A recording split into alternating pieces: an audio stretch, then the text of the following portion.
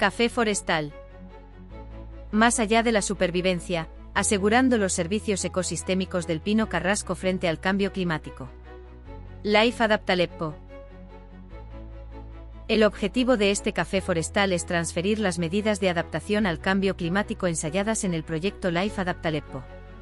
Se expondrán las medidas adaptativas que se proponen en este proyecto LIFE para la planificación y gestión de formaciones forestales. Entre ellas se encuentran las actuaciones de migración asistida utilizando ecotipos, la selvicultura adaptativa para la diversificación biológica y estructural de clases de edad, la optimización ecohidrológicas de masas en un contexto de déficit hídrico y la restauración de áreas incendiadas. Vamos a ello.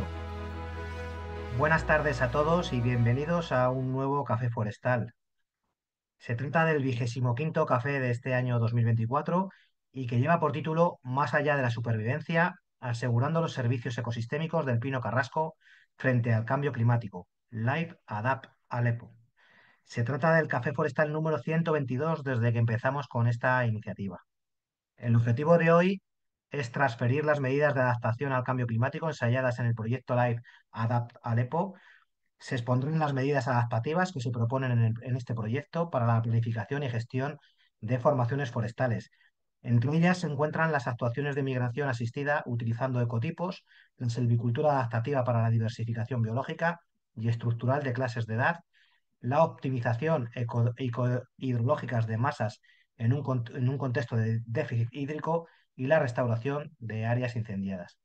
Queremos daros las gracias a todos los que estáis ahí detrás de la pantalla y por supuesto queremos dar las gracias a los ponentes de hoy que voy a pasar a presentar. En primer lugar tenemos a Miguel Chamón Fernández. Él es ingeniero técnico forestal de la Subdirección de Política Forestal, Caza y Pesca Fluvial de la Comunidad Autónoma de la Región de Murcia. Trabaja como gestor forestal en esta región y además lleva la representación de la subdirección como socios del proyecto Life Adapt Aleppo. Es representante de la subdirección como socios del proyecto Subsoil Horizonte Europa y ha trabajado además en otros proyectos europeos que seguramente alguno de vosotros conoceréis, como es el Life Forest CO2 y el Life Parted. Además está con nosotros Lourdes Vicente Valero. Ella también es ingeniera técnica forestal, con más de 20 años de experiencia en el sector y forma parte del equipo técnico de la consultora Ingeniería del Entorno Natural. Cuenta en su experiencia con cientos de proyectos de todo tipo del ámbito forestal, tanto de planificación, conservación, restauración, infraestructuras, etcétera. Además, participa en varios proyectos LIFE como este, llevando en esta ocasión la gestión y coordinación de este proyecto. Podéis interactuar a través del botón de preguntas y respuestas. Cualquier pregunta dirigida a los ponentes las podéis dejar ahí. Y al final de la sesión se las trasladaremos a ellos.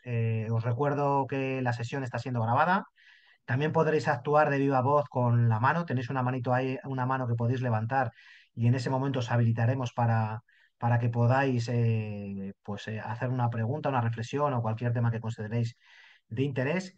Y nada más, os voy a dejar también con la encuesta que solemos hacer en estos casos para saber la situación laboral que tienen nuestros asistentes. Ahí lo tenéis. Vamos a dejar, nada, 15-20 segunditos para que contestéis y vemos los resultados y pasamos a lo verdaderamente importante de hoy, que es pues la charla sobre este proyecto que promete ser interesante. Muy bien, pues vamos a compartir los resultados. Ahí los tenéis. Tenemos un 33% de personas que están en empresa privada, un 28% de personas que son profesionales autónomos, un 17% de personas que están en empresa pública. Tenemos también un 11% de desempleados y nada más. En la administración también tenemos un 6%. Y lo dicho, os dejo con Miguel, que va a ser el primero en participar en el café de hoy y ya lo dejo en sus manos. Ellos mismos se van a repartir los tiempos y pasarán de uno a otro según vaya avanzando la sesión. Miguel, todo tuyo. Hola, buenas tardes a todos. Antes de nada, lo primero quería agradecer al colegio, tanto a Raúl como a María Eugenia, la invitación y la posibilidad de venir a contarse, y por supuesto a todos los que estáis hoy aquí asistiendo, ¿no?, a este café forestal, que espero que sea de vuestro agrado. Vamos a ver si comparto la pantalla. Empiezo entonces.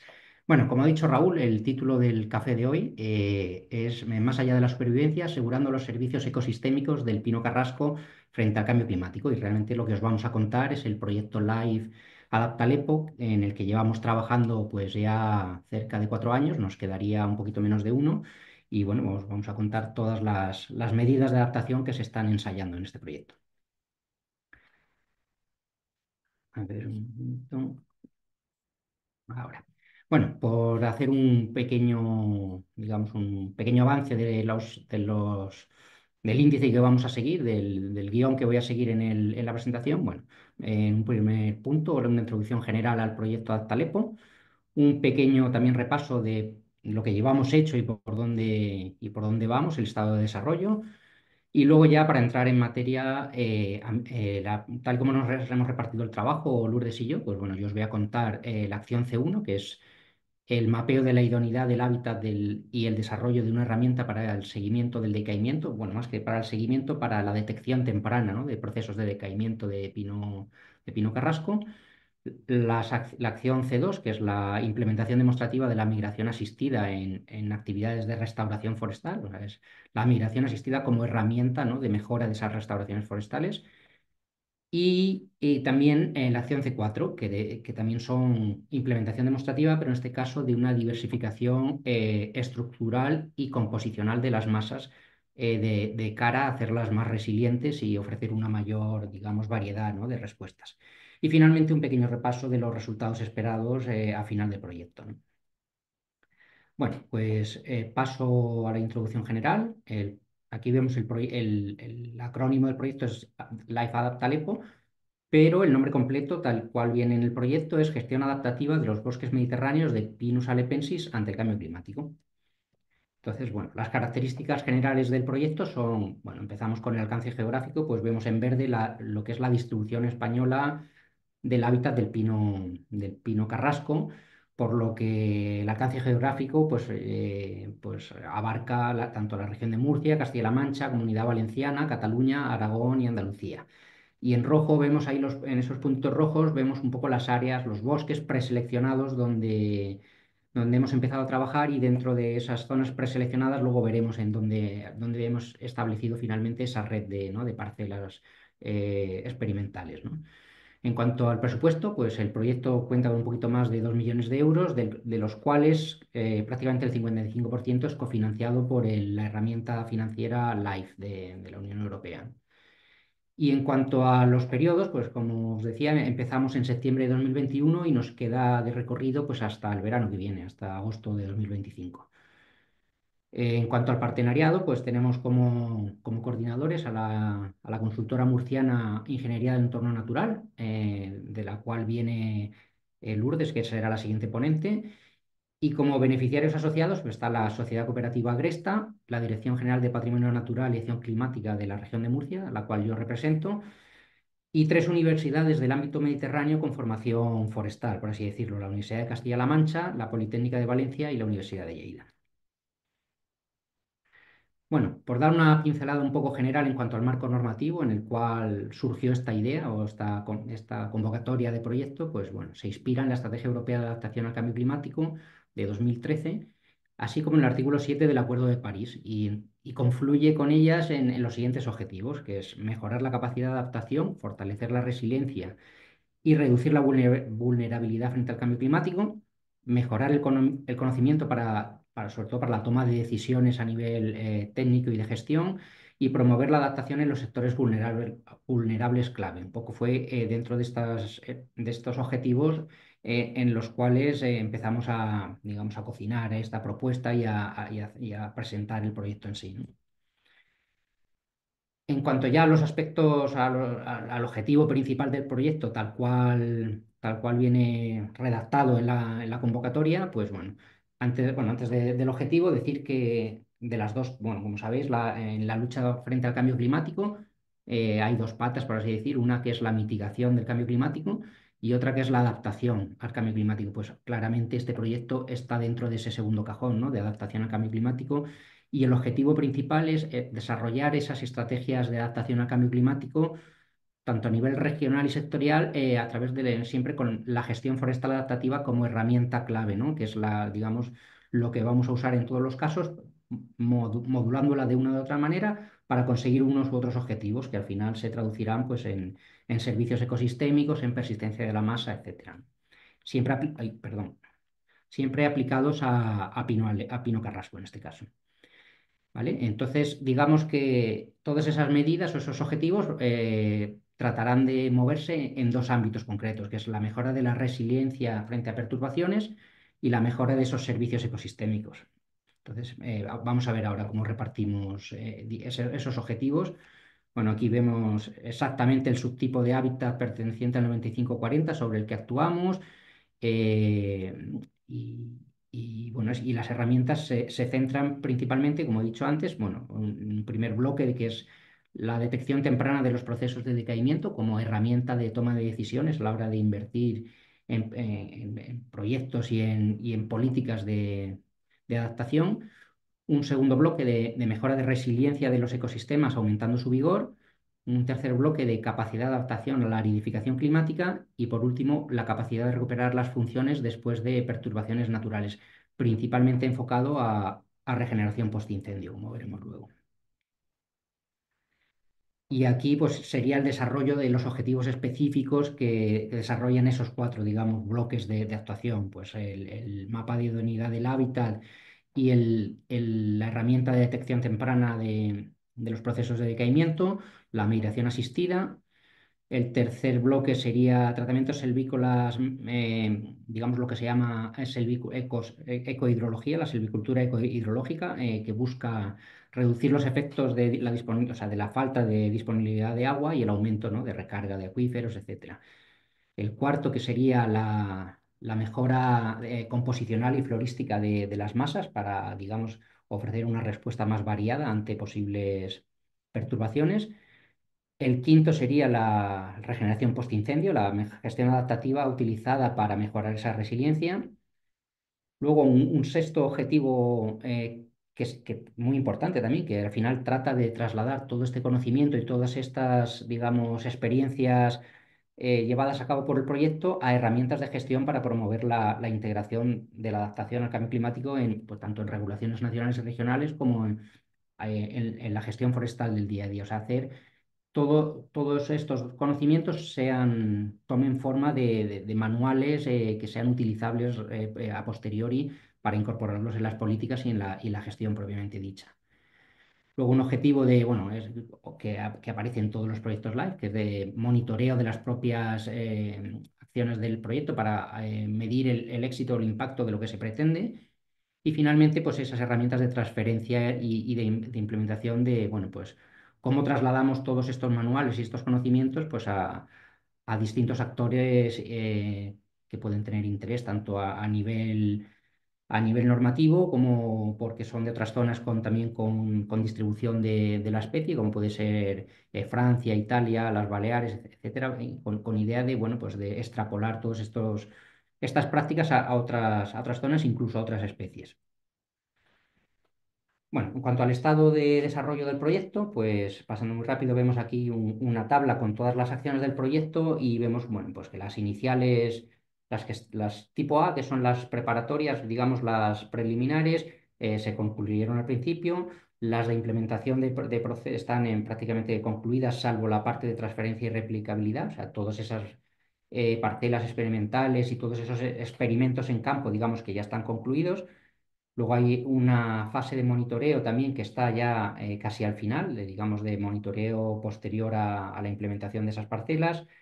Y finalmente, bueno, pues el bloque de comunicación y diseminación, que como es habitual en estos proyectos, pues abarca todo lo que es toda la duración del mismo, ¿no? O sea que va a estar activo hasta el final del proyecto.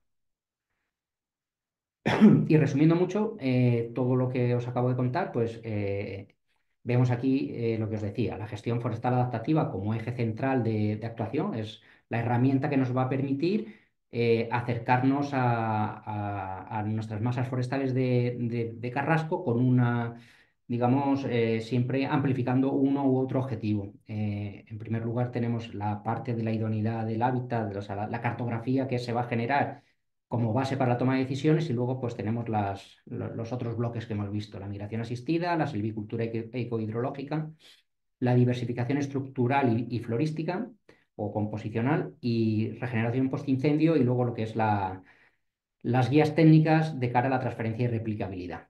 Os he marcado con ese círculo rojo C1, C2 y C4 porque es lo que os voy a contar yo ahora un poco más en profundidad, dejándole a mi compañera Lourdes pues, las otras tres acciones, ¿no? La ecodihidrología, la regeneración postincendio y un poco la transferencia y replicabilidad. Bueno, entramos ahora mismo en la acción C1, que os recuerdo que es la de la cartografía, la de generación de cartografía de idoneidad del hábitat y el desarrollo de la herramienta para seguir los procesos de decaimiento en las masas, ¿no? El objetivo principal es esa obtención, ¿no?, de esa cartografía de referencia para planificar y priorizar las actuaciones de gestión. Es decir, que apoye, como veíamos en la primera diapositiva, pues que la toma de decisiones esté basada en un conocimiento, ¿no?, en un conocimiento lo más extenso posible sobre lo que estamos decidiendo, ¿no?, sobre lo que estamos gestionando, ¿no? ¿Cómo lo vamos a hacer? Pues, como os he dicho, a través de esas dos patas, ¿no?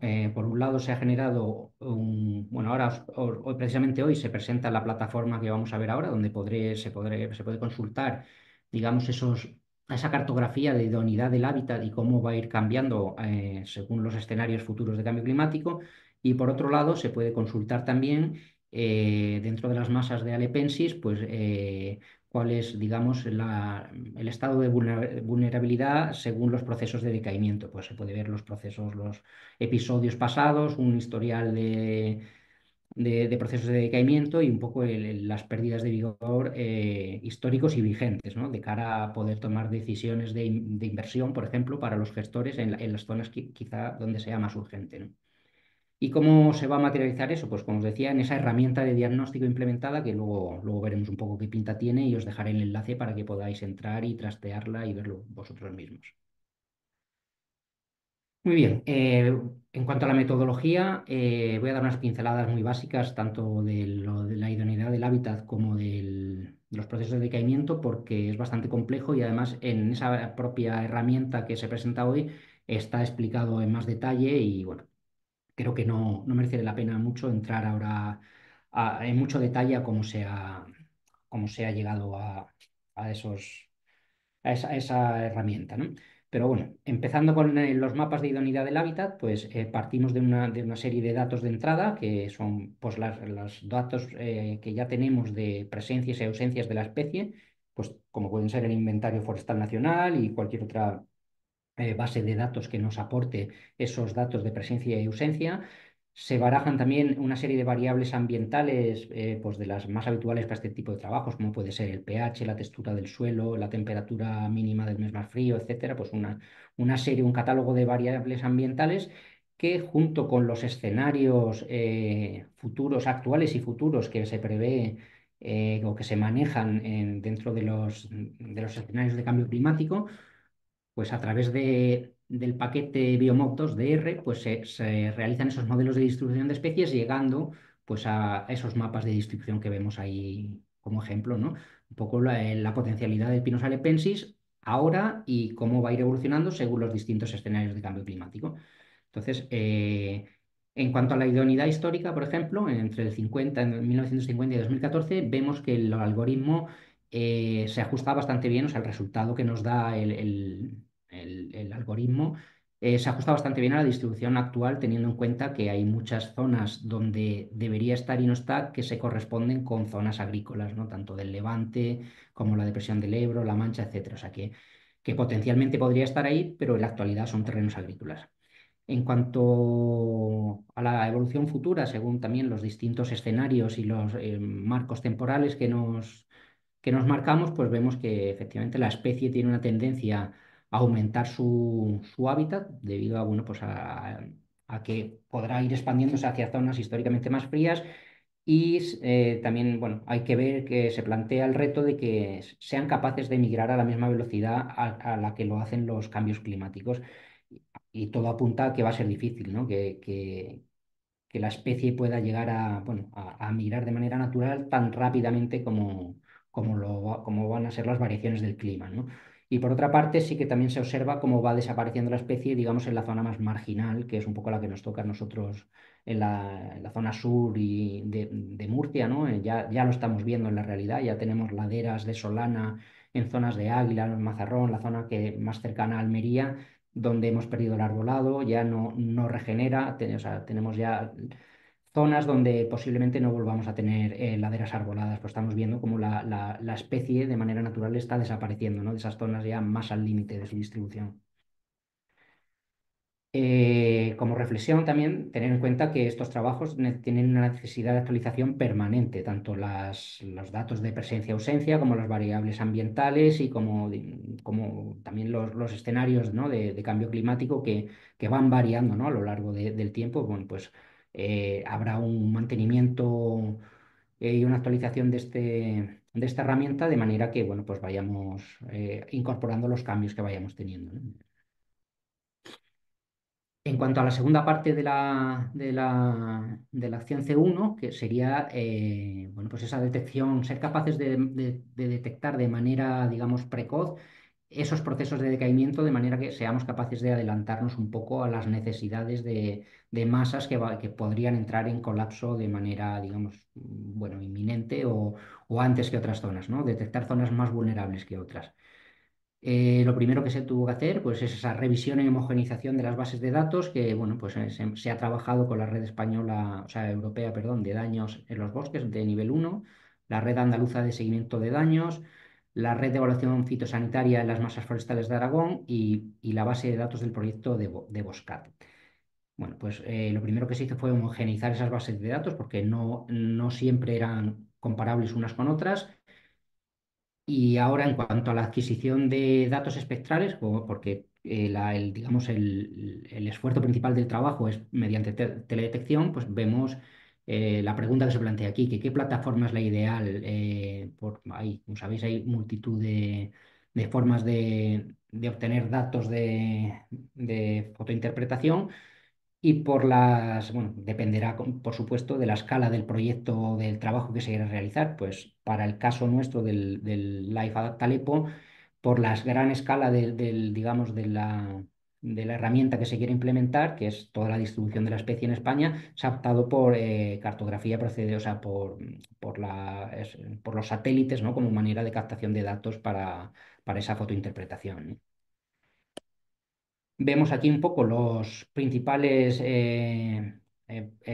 programas que bueno, se ha usado principalmente en Landsat y Copernicus por la disponibilidad que teníamos de información, pues Landsat desde 2003 creo y Sentinel-2 a partir de 2015, que son básicamente las series de datos que hemos utilizado.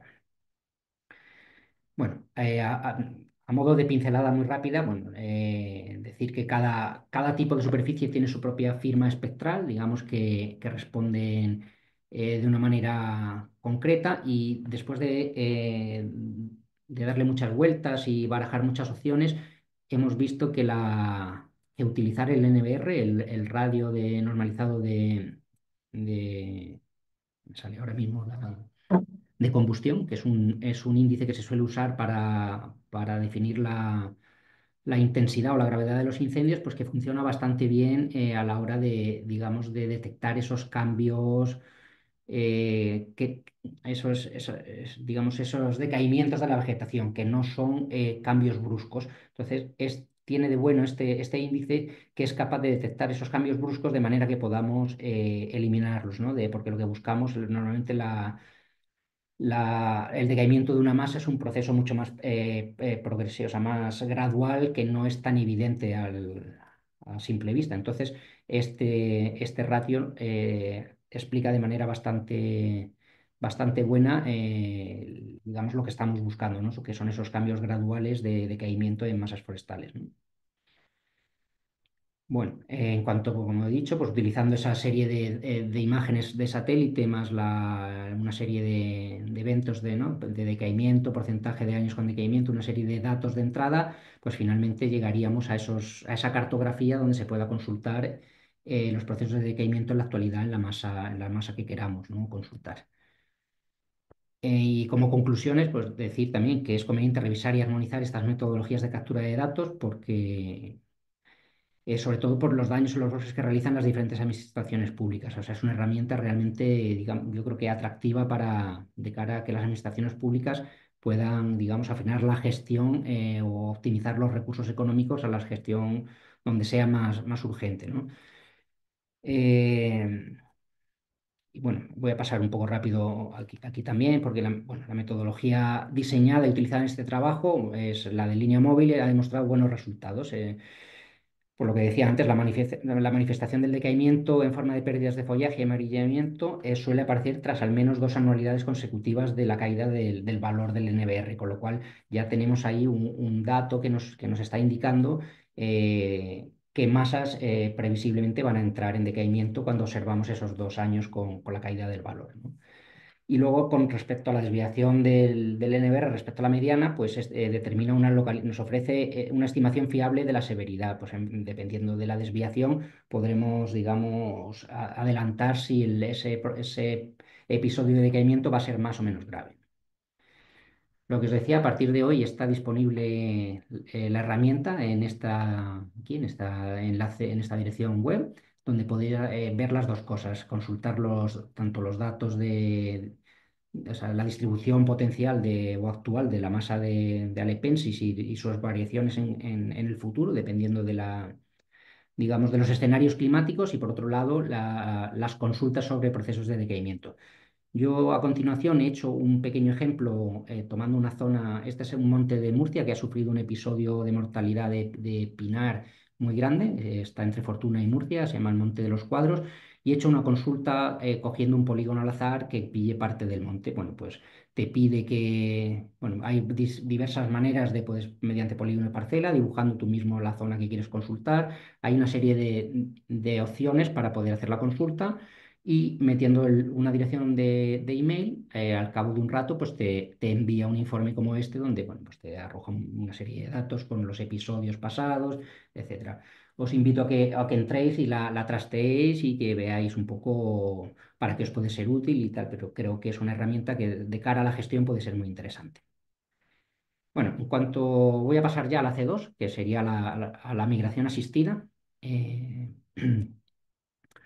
Bueno, pues los objetivos es establecer esos rodales demostrativos de migración asistida con los pinares de Alepensis de cara a recuperar terrenos forestales degradados mediante mejorando esa calidad ambiental, restableciendo las funcionalidades a través de esa herramienta de migración asistida para mejorar, digamos, los resultados de esas restauraciones forestales, ¿no? Y disponer de esos resultados fiables sobre técnicas de migración asistida, bueno, no hay prácticamente metodología ni datos actuales en cuanto a esta migración de cara a la restauración forestal, ¿no? También es uno de los objetivos ser capaces luego de replicar esto con otras especies forestales. Y dos apuntes que hacer respecto a esto, a migración asistida, es que es migración asistida de regiones de procedencia de Pinus alepensis. No estamos hablando de migración de otras especies, sino dentro de la misma especie, trabajamos con distintas regiones de procedencia.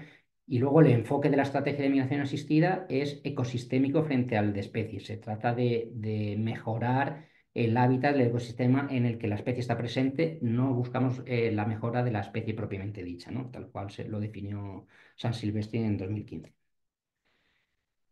En cuanto a cómo hemos diseñado la experiencia en el proyecto, bueno, pues se han implantado 12 rodales con 6-7 procedencias que siguen un gradiente norte-sur. Y bueno, ahora veremos cómo se han seleccionado esas procedencias y cómo hemos diseñado ese experimento o esa experiencia en esos rodales que están ya implementados en el campo. Y por supuesto, lleva un programa de seguimiento y monitoreo que mide parámetros habituales como pueden ser la altura, el diámetro, el estado ontogénico, la supervivencia, etc.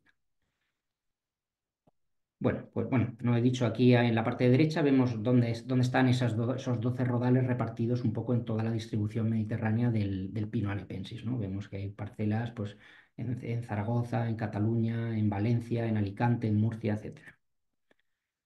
Vale, ¿Cómo se diseña estos rodales experimentales? Pues en la plantación se tienen tres tipos de procedencias de Alepensis, ¿no? Tenemos una procedencia local, sería la que corresponde a la zona de la repoblación. Tenemos otra, digamos, de escenario moderado, que sería generalista, pues de zonas con un clima muy contrastado, árido continental, digamos que tiene un rango de adaptación más amplio, se adapta mejor tanto a un extremo como a otro. Y luego otra procedencia que venga de un escenario más severo, o sea, que sea más especialista, que sea de zonas más áridas que la que estamos tratando con nuestra restauración, ¿no? En cada rodal hacemos un doble, metemos dos regiones de procedencia de cada una de estos tipos que acabamos de ver, de la local, de la generalista y de la especialista. Y aquí en esta tabla vemos pues, cuáles serían estas procedencias, pues para cada uno de los tipos, ¿no? Para el Mediterráneo árido y subárido, ¿no? Que correspondería con Murcia, Mediterráneo costero de Valencia y Castellón, y el Mediterráneo más continentalizado, pues de Teruel y Zaragoza. Pues vemos ahí serían las dos locales, las dos generalistas y las dos especialistas. Y además en el experimento se ha determinado un cortejo de acompañantes que para cada una de las zonas será diferente, ¿no? Pues vemos aquí en la lista, pues por ejemplo, para el caso de Murcia sería el acebuche, el lentisco, el algarrobo y el aladierno, ¿no? Como especies acompañantes en la restauración. Esto es un ejemplo visual de esto que acabamos de ver. Si la repoblación o la restauración que vamos a llevar a cabo fuera en la zona de Valencia, pues vemos que la región de procedencia local serían la 10 y la 11. Tendríamos en amarillo las zonas donde están las regiones de procedencia, digamos, más generalistas. Y en naranja, pues esas adaptadas a un cambio climático o a una previsión de cambio climático más severo, ¿no? Tendríamos aquí las regiones de procedencia que corresponderían. En cuanto al protocolo, una vez que tenemos las semillas y estamos diseñando ya el experimento en campo, pues hay que producir toda la planta que se va a llevar a cabo y, como es lógico, pues se hace un seguimiento en vivero que ha sido muy exhaustivo y, bueno, de cara a tener monitorizado todos y cada uno de los datos con su seguimiento, etcétera. Bueno, pues aquí vemos un ejemplo de las muestras cada 15-20 días, pues se medía aproximadamente el 10% de las plantas y se tomaban una serie de muestras y de datos, ¿no? Que se iban apuntando. También previo a la obra, muy importante, era el etiquetado de todas las bandejas, de manera que cada región de procedencia ya quedara perfectamente identificada. Luego también el replanteo en campo de las parcelas ha sido laborioso porque digamos, se ha diseñado, se ha trasladado el diseño del experimento en papel sobre la parcela, sobre el terreno, y mediante un dron y un GPS, se ha geoposicionado cada una de las plantas que iban a ir posteriormente en la repoblación para tenerlas identificadas, para que el diseño del experimento quedara tal y como se ha estipulado, ¿no?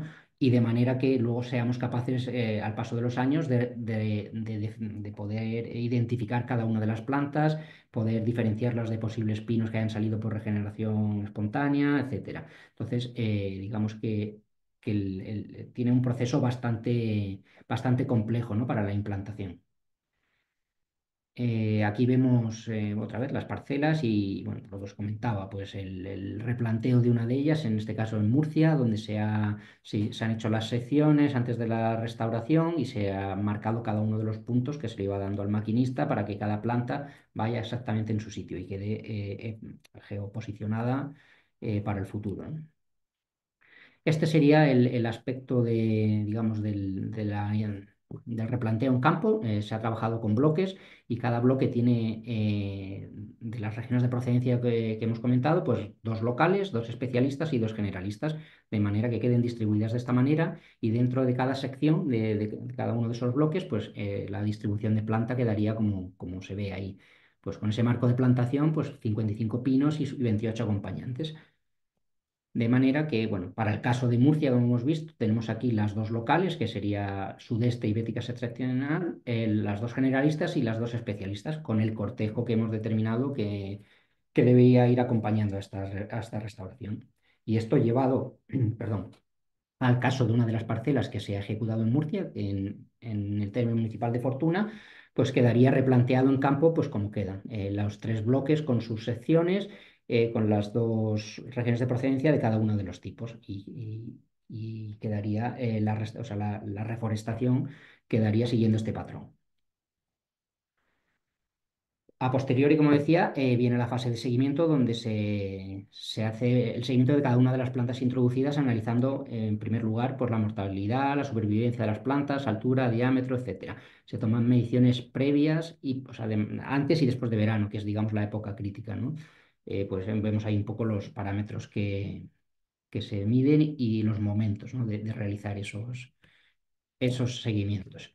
Pues, por ejemplo, para ilustrar un poco los datos preliminares que hemos obtenido en esta parcela que veíamos antes de Cabezo de los Ciervos, en Fortuna, pues bueno, son datos muy preliminares, pero vemos, lo primero que llama la atención es que la región de procedencia de, digamos, la que corresponde a la zona, que sería la bética septentrional, la de Ricote, digamos que sería la local, no ha sido la mejor y ha sido así pues en casi todos los casos.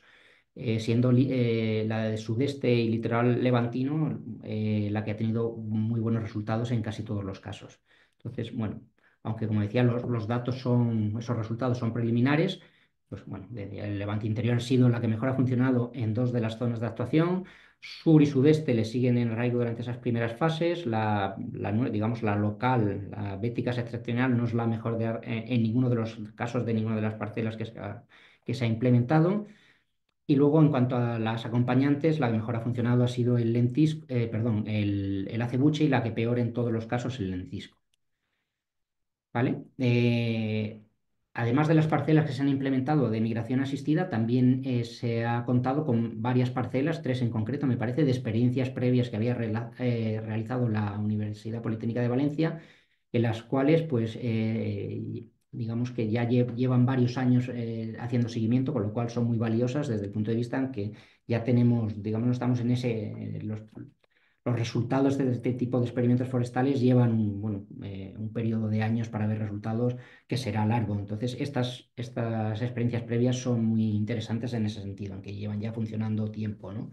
Entonces, pues en esta, resumiendo mucho, pues lo que se ha visto es que hay una serie de enzimas y de proteínas que están muy vinculadas con rasgos fisiológicos como marcadores útiles para ver qué material genético es más, digamos, tolerante a la sequía. Entonces, podrían utilizarse esos marcadores, esos marcadores distintivos para hacer de forma fiable programas de reforestación, ¿no? Para enfocar la investigación en ese sentido, buscar perfiles genéticos que incorporen esas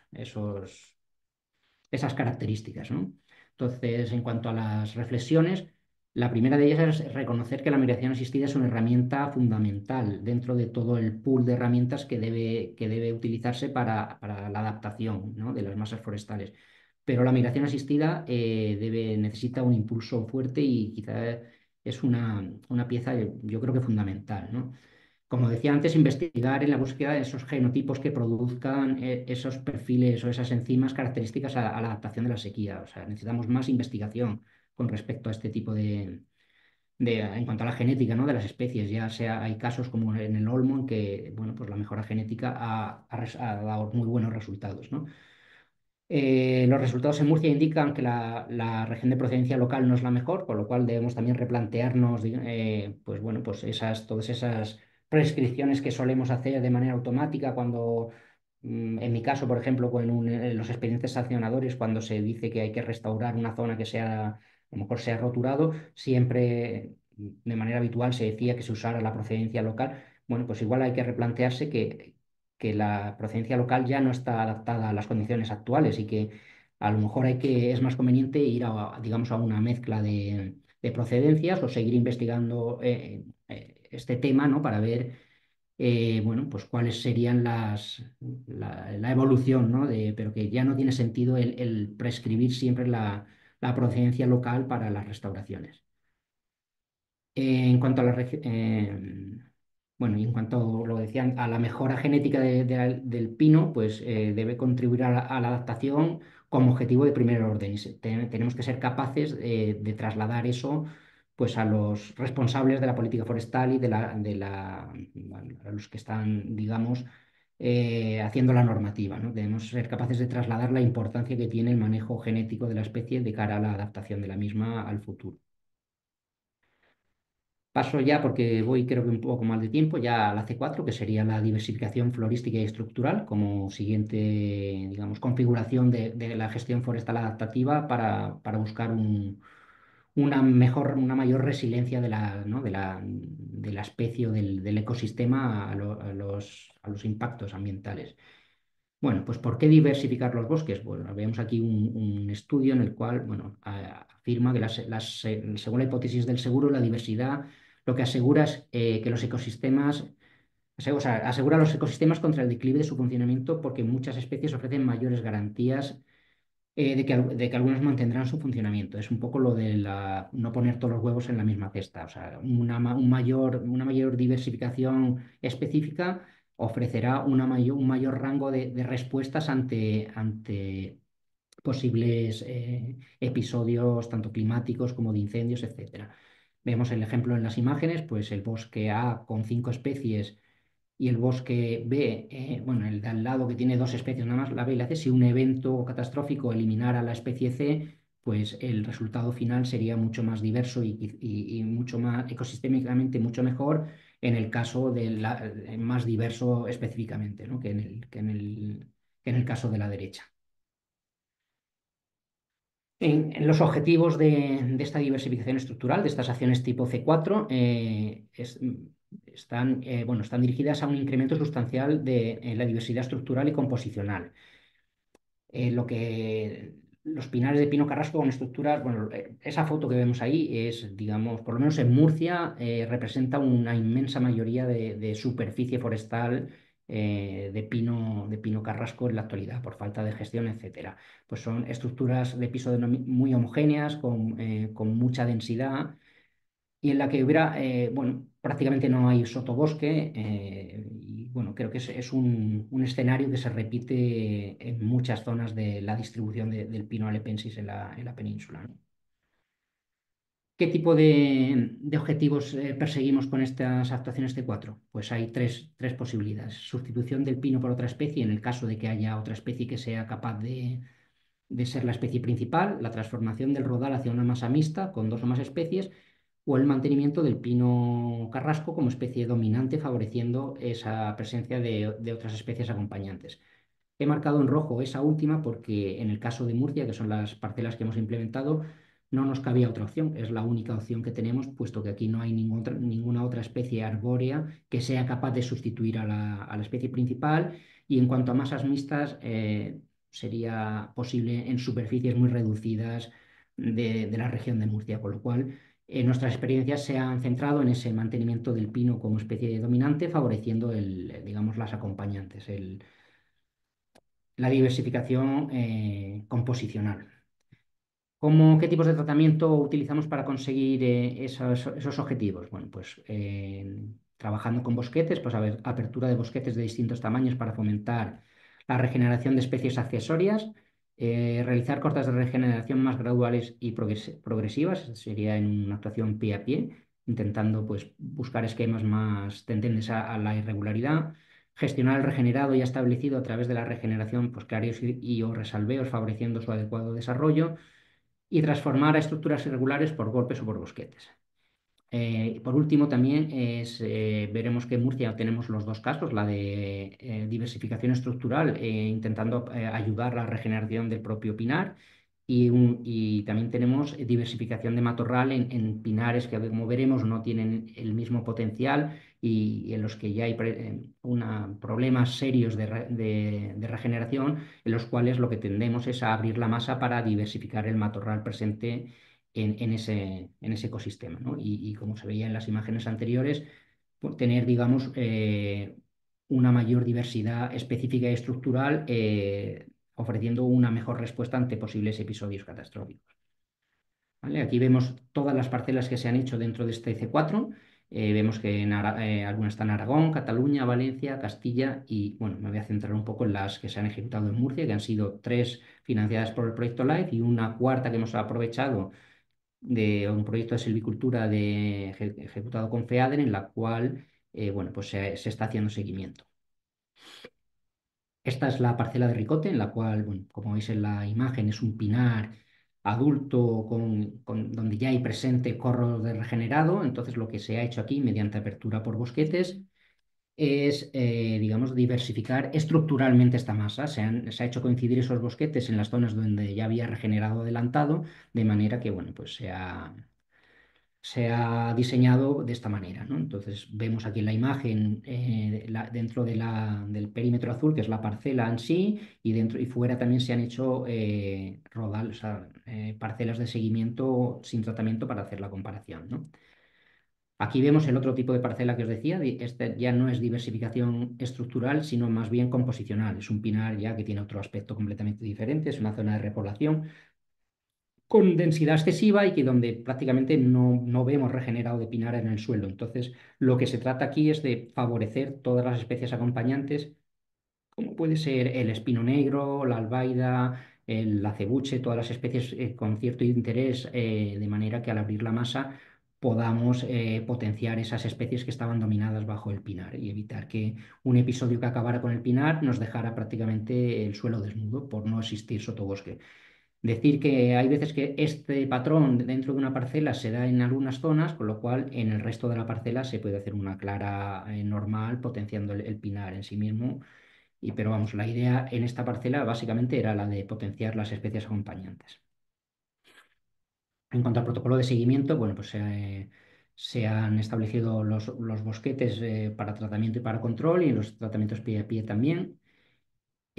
Bueno, se ha hecho una caracterización fisiográfica, silvícola, bueno, se ha tomado, pues no voy a entrar a enumerarlos, pero un montón de datos en las cuales pues se va a establecer el seguimiento, ¿no? Quizá el menos habitual es el de la disponibilidad de la luz, que se ha hecho a través de estas fotografías así como de ojo de pez, ¿no? Donde mediante esta metodología pues se mide un poco la luz que llega al suelo antes y después de la intervención, ¿no? En cuanto a las conclusiones, pues bueno, pues decir, como decía antes, que en todo el tema forestal los resultados se ven más a medio plazo que a corto, y hay veces que, bueno, que a corto plazo los datos pueden, o sea, los resultados pueden parecer engañosos, pues esto que a lo mejor puede parecer que homogeneizan, pero a medio plazo todas estas estructuras se verán favorecidas en cuanto a la composición y a la estructura. Y luego, bueno, pues una serie de indicadores y simuladores que se pueden ir utilizando también para predecir cómo van a evolucionar estos tratamientos, estas masas tratadas frente a las control.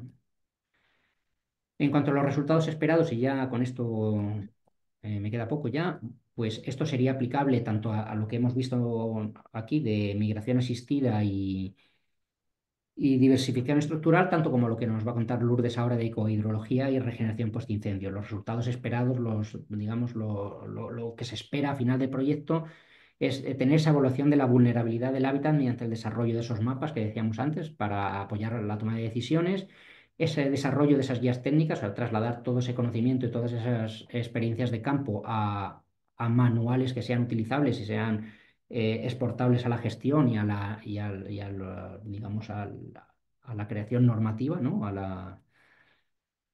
Mantener esa red de esas 108 hectáreas de parcelas de los distintos tipos, C2, C3, C4 y C5, a lo largo de la distribución de la especie en la zona mediterránea, de manera que esas parcelas tengan un carácter permanente de seguimiento y podamos seguir avanzando más allá de la finalización del proyecto, ¿no? Luego, por supuesto, de hacer esa transferencia y promoción de resultados, de herramientas y de todos los entregables y todo lo que salga de este proyecto, de manera que pueda ser utilizado por otros actores sociales, ser adaptado a otras especies, etcétera. E incrementar ese nivel de conocimiento y sensibilización de manera que, pues, como decíamos antes en el Acuerdo de París, pues que la toma de decisiones venga apoyada en un mejor conocimiento, ¿no? Y ya por último, pues bueno, ese desarrollo de esas guías de adaptación, más la transferencia, más la implementación en otras especies y otros ambientes, pues como decía, pues nos tiene que llevar siempre a una toma de decisiones a partir de un mejor conocimiento de los procesos generados, siempre con la gestión adaptativa, gestión forestal adaptativa como herramienta central que configure los objetivos que queramos en cada caso, ¿no? Y por mi parte, pues creo que un poco pasado de tiempo, pero hasta aquí llegaría. Pues le voy a dar paso a mi compañera Lourdes para que, bueno, pues continúe con el resto de acciones del proyecto Live, que termine de contarnos un poco cuáles son estas medidas de adaptación. Muy bien, gracias Miguel. Pues tomo yo, a ver, ¿veis la pantalla? Sí, perfectamente. Vale, gracias. Bien, pues como ha comentado Miguel, yo voy a tratar las otras acciones que no ha tratado él del proyecto Life Adapt Aleppo, que consisten en tratamientos selvícolas con fines ecohidrológicos y tratamientos selvícolas posincendio. ¿Vale? Y luego dar unas pinceladas de un catálogo de costes de adaptación que estamos desarrollando simplemente para que estéis al tanto de ello porque puede ser interesante. ¿Vale? Pues empezando por las intervenciones, los trabajos que se están haciendo respecto a la silvicultura ecohidrológica. Primero, por dar una breve introducción en qué consiste y luego ya pasaremos a ver qué tratamientos se están realizando con el proyecto, qué trabajos de monitoreo y unos resultados preliminares de dos, tres parcelas de los que ya tenemos. Deciros que ahora mismo estamos llevando a cabo los inventarios de todas, tanto de las parcelas que ha comentado Miguel, pues de migración asistida, tratamientos silvícolas de mejora florística y estructural y demás, como de estas que voy a tratar yo. ¿Vale? Y en los siguientes meses pues ya saldrán resultados, artículos, tendremos unas guías también metodológicas donde se explicarán todos los métodos, todas estas metodologías que estamos comentando aquí esta tarde, ¿vale? Y bien, pues pasando por qué tipo de masas son objetivo para tratar la silvicultura ecohidrológica, nos hemos centrado en masas densas o hiperdensas, carentes de gestión, es decir, masas que están estancadas. ¿Vale? Al reducir la densidad de estas masas, intentamos optimizar la relación bosque-agua. ¿Vale? Esto hace que aumente el agua disponible en el sistema, sobre todo el agua sobrante. Ese agua puede ser agua utilizada por la vegetación, que es lo que llamamos agua verde, que hará que la vegetación esté más hidratada, sea más resiliente y con menos riego al inicio. Y por otra parte tendremos el agua que se infiltra, que llamamos agua azul, ¿vale? Que mejora la infiltración y percolación y llega a recargar los acuíferos. ¿Vale? Pues a través del proyecto Leiza Talepo queremos desarrollar la implementación demostrativa de este tipo de trabajos para cuantificar las diferentes partes de este ciclo del agua, ¿vale? Y cuáles son las técnicas de las que aplicamos, las que vamos a aplicar y que voy a comentar ahora, cuáles son las que mejor funcionan, ¿vale? Un ejemplo de respuesta hidrológica de una masa tratada a una no tratada, con una misma precipitación, pues se puede ver en este esquema, ¿vale? En una masa no tratada vemos que aumenta mucho la transpiración y la interceptación, siendo la precipitación neta mucho menor que en una parcela donde sí que se ha tratado, donde se han desarrollado trabajos silvícolas.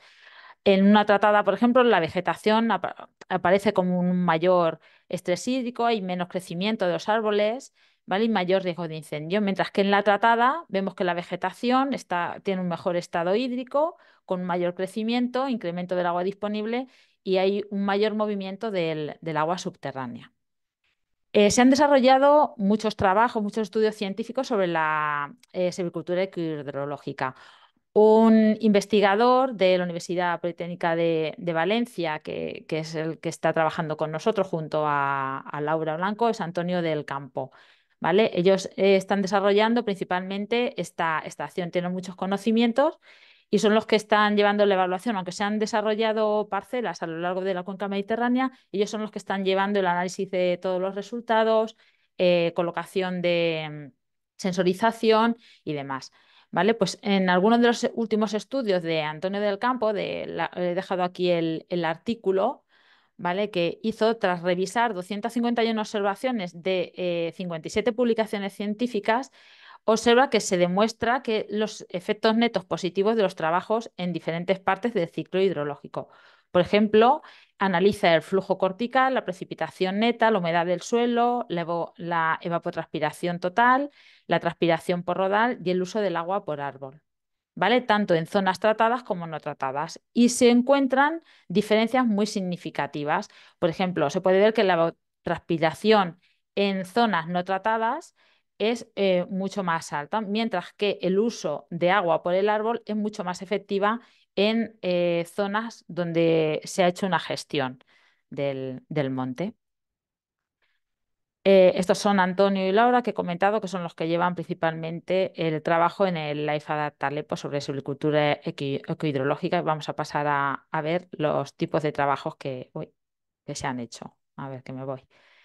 En el Life Adapt Aleppo se han hecho principalmente tres tipos de tratamientos: por calles o fajas, homogéneos o por bosquetes.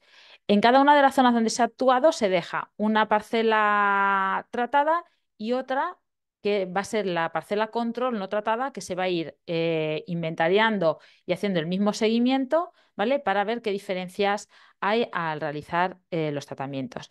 ¿Y cuál es el mejor para el agua? ¿Qué intensidad también de corta nos hará aumentar ese agua? ¿Vale? Esto es lo que se evalúa. Aparte de estos tres tipos de cortas, pues también se ha trabajado con distintas intensidades de corta, con el fin de sacar conclusiones, a ver qué tipo de selvicultura e intensidades nos darían un mayor aprovechamiento del agua. En el proyecto se propuso hacer 9 rodales con 18 hectáreas de tratamiento. A fecha actual se han desarrollado 8 rodales, ¿vale? Y 38 hectáreas más o menos de tratamiento, que estos son parcelas que no ceden las administraciones. Se habla con las distintas administraciones y en zonas donde van a desarrollar trabajos selvícolas, pues nos dejan una parte para poder llevar a cabo estos rodales demostrativos. ¿Vale? Al final, también este otoño-invierno serán otros 2 rodales más. ¿Vale? Intentaremos llegar a 10-11 rodales con unas 42 hectáreas de tratamiento. Bien, pues estos son los rodales que hay desarrollados a fecha actual, ¿vale? Como veis, está a lo largo de toda la cuenca mediterránea, en masas de pinar de pino carrasco, en Cataluña, Aragón, en Valencia y al sur de Albacete, en Nerpio, ya lindando con Murcia. Bueno, Nerpio es que linda con Granada, Jaén y Murcia.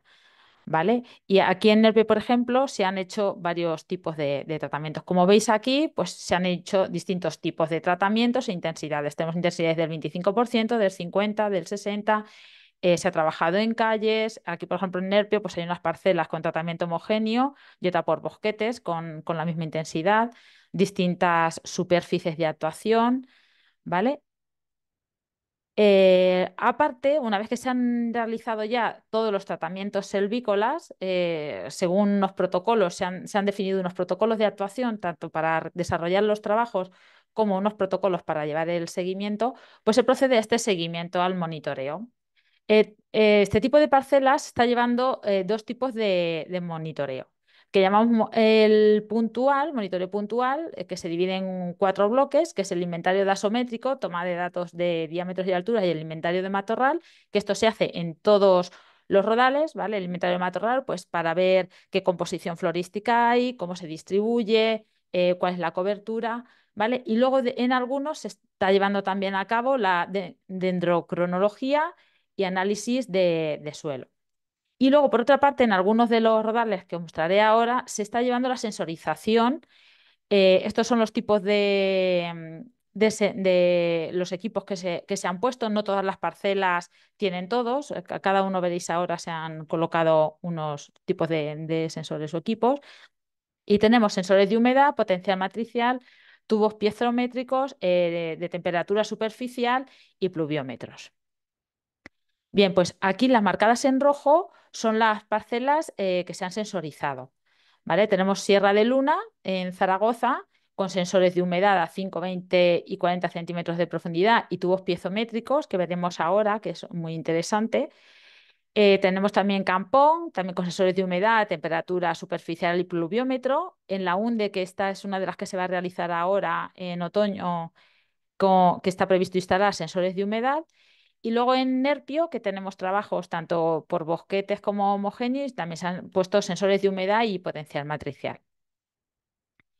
Bien, pues los resultados preliminares de una de las parcelas de Sierra de Luna en Zaragoza son los que os comento a continuación. En este caso son 2 cuencas pareadas, como se puede ver aquí perfectamente, ¿vale? De 8 y 7 hectáreas. Siempre, como he dicho, tenemos una de tratamiento y otra de control, ¿vale?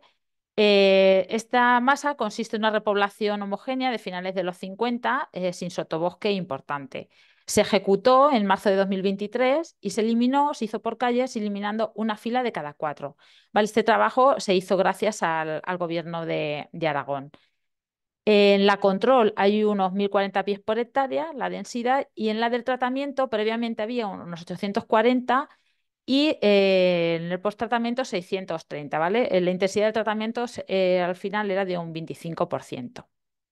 Bien, pues aquí en marzo se seleccionó, en marzo de 2022 se seleccionó el rodal, en julio ya se fue y se instalaron los sensores de humedad y de pretratamiento. En diciembre de 2022 se instalaron los piezómetros, que veremos ahora con más detalle. En marzo del 23 ya se llevó la ejecución, ¿vale? Por calles, aquí se puede ver perfectamente. Y en mayo del 2023 pues ya se realizó el inventario post-tratamiento, que es en los primeros resultados. Bien, pues aquí en la de Sierra de Luna se hizo la sensorización piezométrica, ¿vale? Para medir la cantidad de agua subterránea.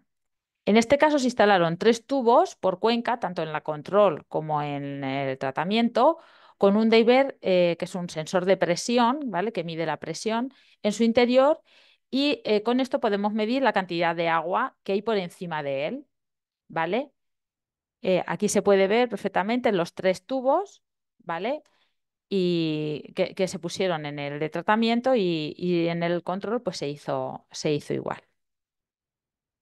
Bien, esto sería una imagen, una idea de los primeros resultados que daban pues, los sensores, ¿vale? Que luego se unifican, los naranjas serían los del tratamiento y los verdes serían los sensores del tratamiento los verdes y lo de la control la naranja.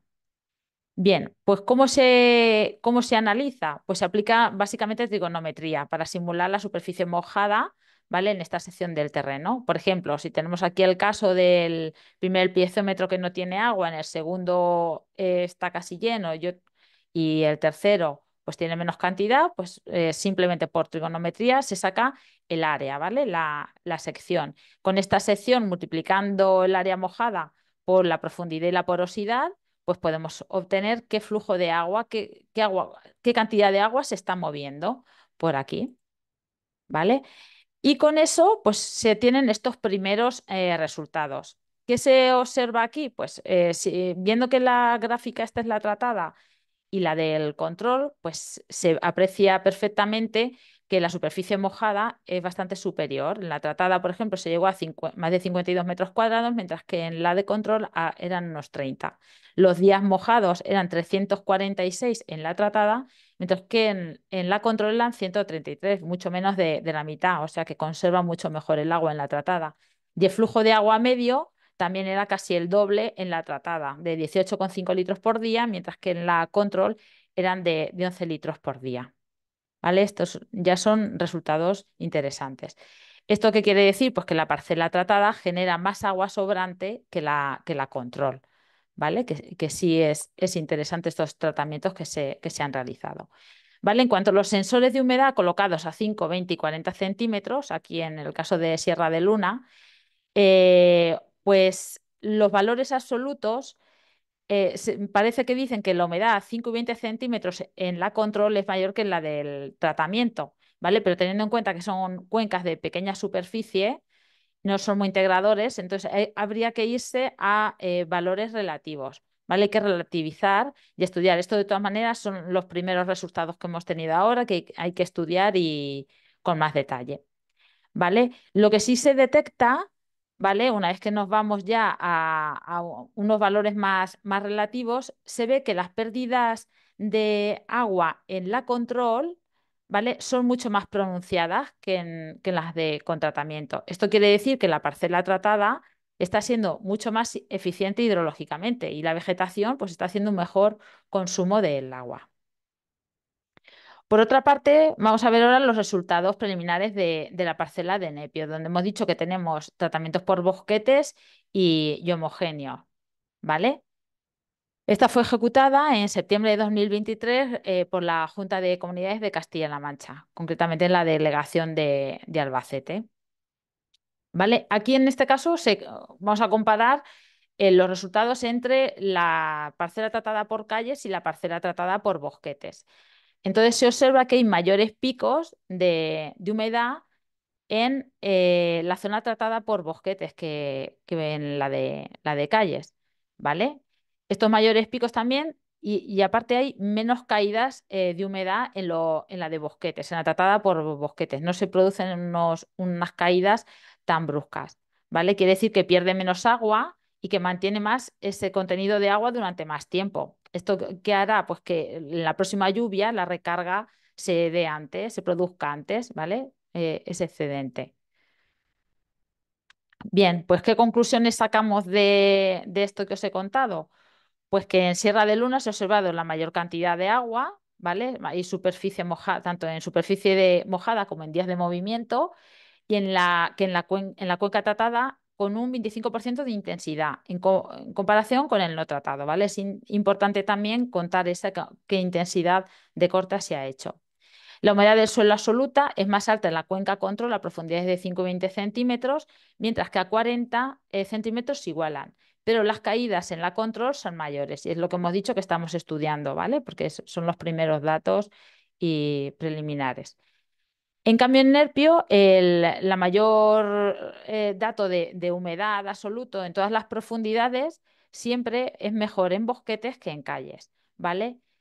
En definitiva, como conclusión final, podemos decir que los tratamientos ecohidrológicos aumentan el agua disponible en el sistema y en función del tipo de tratamiento, el rango aumentará, ¿no? El rango de aumento pues, variará, ¿vale? Esa cantidad de agua, ese flujo de agua, pues va a variar en función del tratamiento que hagamos. Esto, viendo las sequías que hay y los problemas que estamos encontrando en las masas de pino carrasco, pues este tipo de silvicultura consideramos que es muy importante.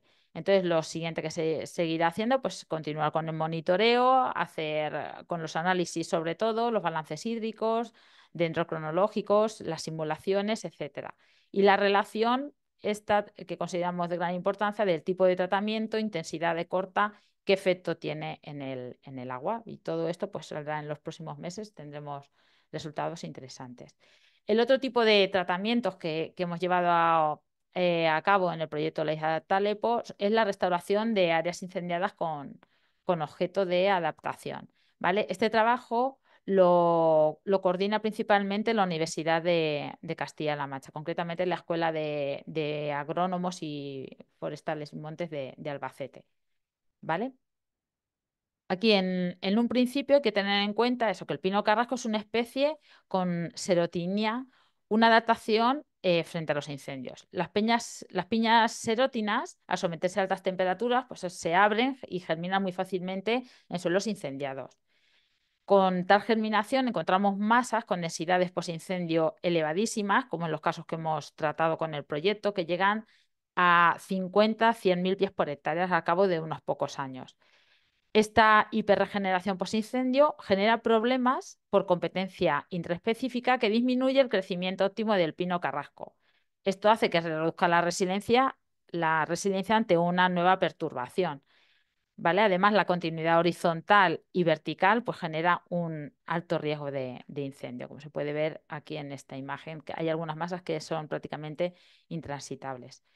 Los tratamientos silvícolas en rodales de alta densidad de regenerado de pino pues reduce realmente los costes de la gestión, así como el tiempo de alta vulnerabilidad ante incendios. A través de clareos de diferente intensidad, se busca optimizar la estructura del bosque y del suelo para mejorar la capacidad del pino carrasco a adaptarse al cambio climático, ¿vale? Y reducir pues, el riesgo a incendios forestales. En definitiva, con el desarrollo de los rodales demostrativos y el seguimiento de las parcelas control, pues se pretende lograr el fomento de la biodiversidad, la productividad de la masa, el aumento del banco de semillas y la mejora de la calidad del suelo.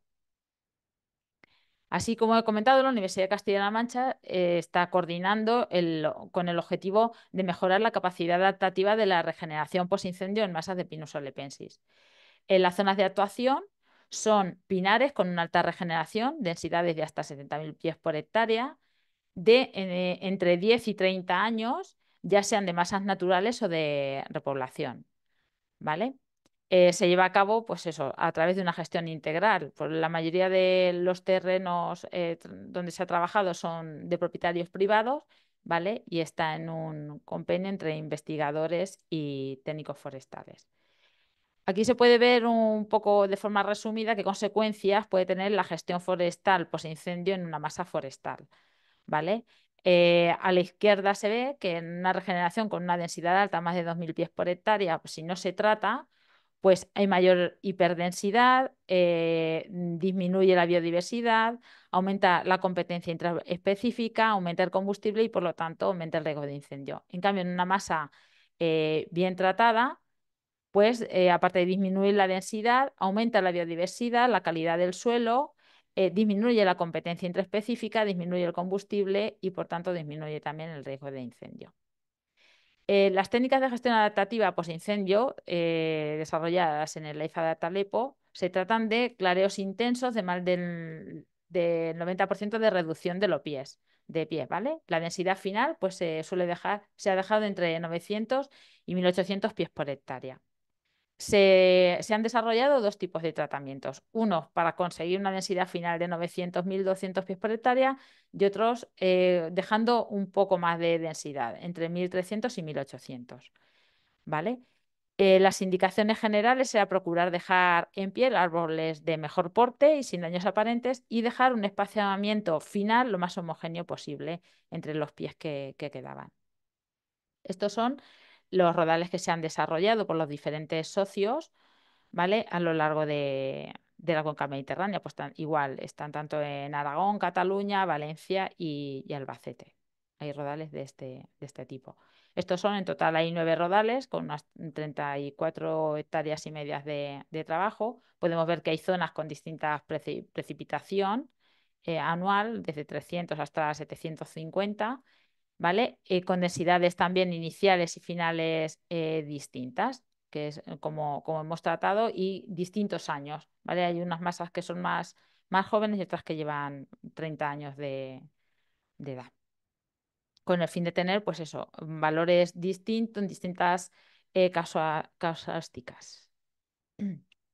Respecto al protocolo de monitoreo, pues se seleccionan 3 parcelas dentro de cada rodal de actuación de 10 por 10, ¿vale? Y en ellas pues se mide previamente al tratamiento, una vez que se ha realizado el tratamiento y luego anualmente. En total pues se lograrán unas 3-4 mediciones en estos rodales posincendios siguiendo los protocolos que se han definido, ¿vale?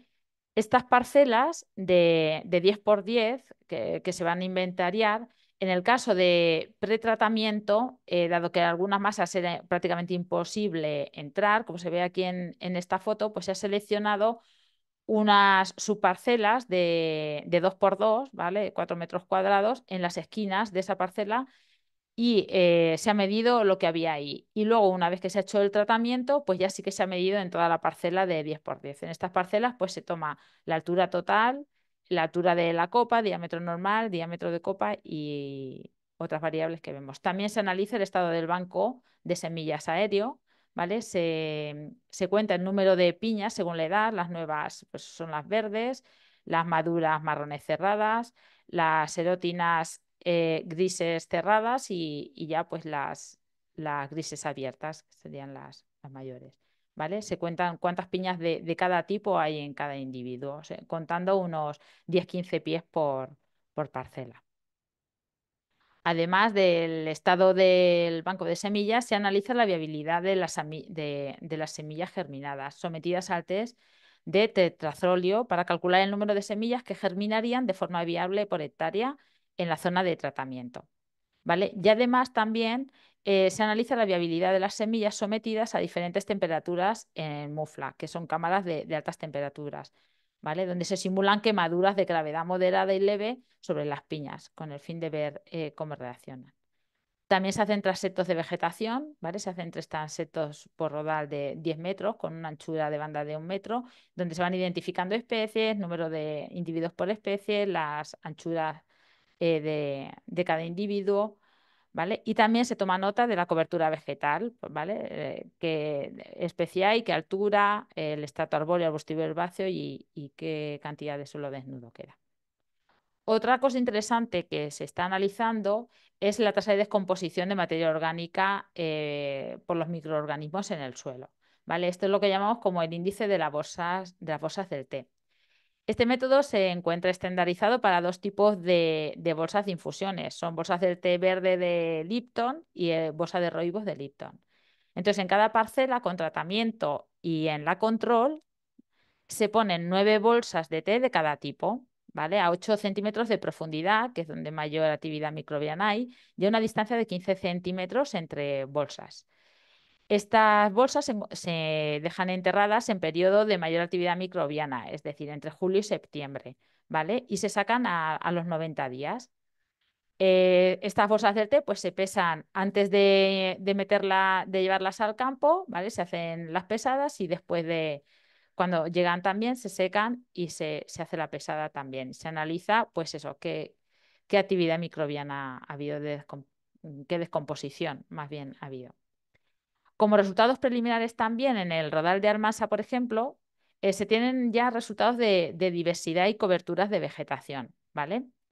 Donde se observa que hay un aumento de la diversidad de especies en las zonas tratadas y aumento del porcentaje de cobertura de matorral. Por ejemplo, en la zona sin tratar había 8 especies y en la tratada en 2024 ya aparecen 12 especies distintas, ¿vale?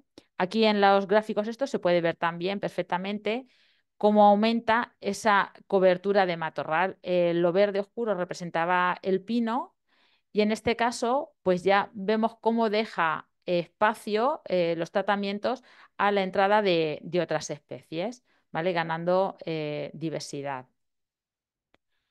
También se tienen resultados del índice de la bolsa del té en esta parcela particular de Almansa, ¿vale? Y se puede ver en esta gráfica que es mayor en las parcelas de tratamiento que en las parcelas sin tratamiento, ¿vale? Observándose diferencias significativas. Es decir, que hay mayor microorganismos, más cantidad de microorganismos, mayor actividad, ¿vale? Los resultados de los análisis de suelos muestran que hay mayor actividad enzimática de beta-glucosidasa y fosfatasa en las parcelas de tratamiento que en las parcelas sin tratar, ¿vale? Estas dos enzimas demuestran que son secretadas por muchas bacterias y hongos, siendo una importante parte matriz del suelo, ¿vale? Demuestran, pues eso, que hay mayor actividad. Eh, Como conclusiones, podemos decir que con los resultados preliminares se observa un impacto positivo en las masas de pino carrasco y comparar cómo la ejecución de tratamientos post-incendio en diferentes tiempos y en diferentes densidades finales infieren en la tasa de crecimiento de los pinos, biodiversidad y cobertura vegetal, la recuperación del suelo y en el banco de semillas. ¿Vale? Como he comentado antes, pues tenemos los primeros resultados y se sigue haciendo los inventarios para lograr, pero de momento los resultados que estamos teniendo pues nos resultan reconfortantes y positivos. Por último, lo que os he comentado, que os iba a comentar así por encima, es un catálogo de costes de adaptación que se está llevando a cabo a través del proyecto LIFE, ¿vale? Uno de los principales alicientes del desarrollo de las herramientas propuestas por el proyecto es catalizar la intervención selvícola para proteger los servicios ecosistémicos, ¿vale? Esto haría que se facilite la toma de decisiones a través de la evaluación de costes y mostrar la relación coste-beneficio de la aplicación de las técnicas.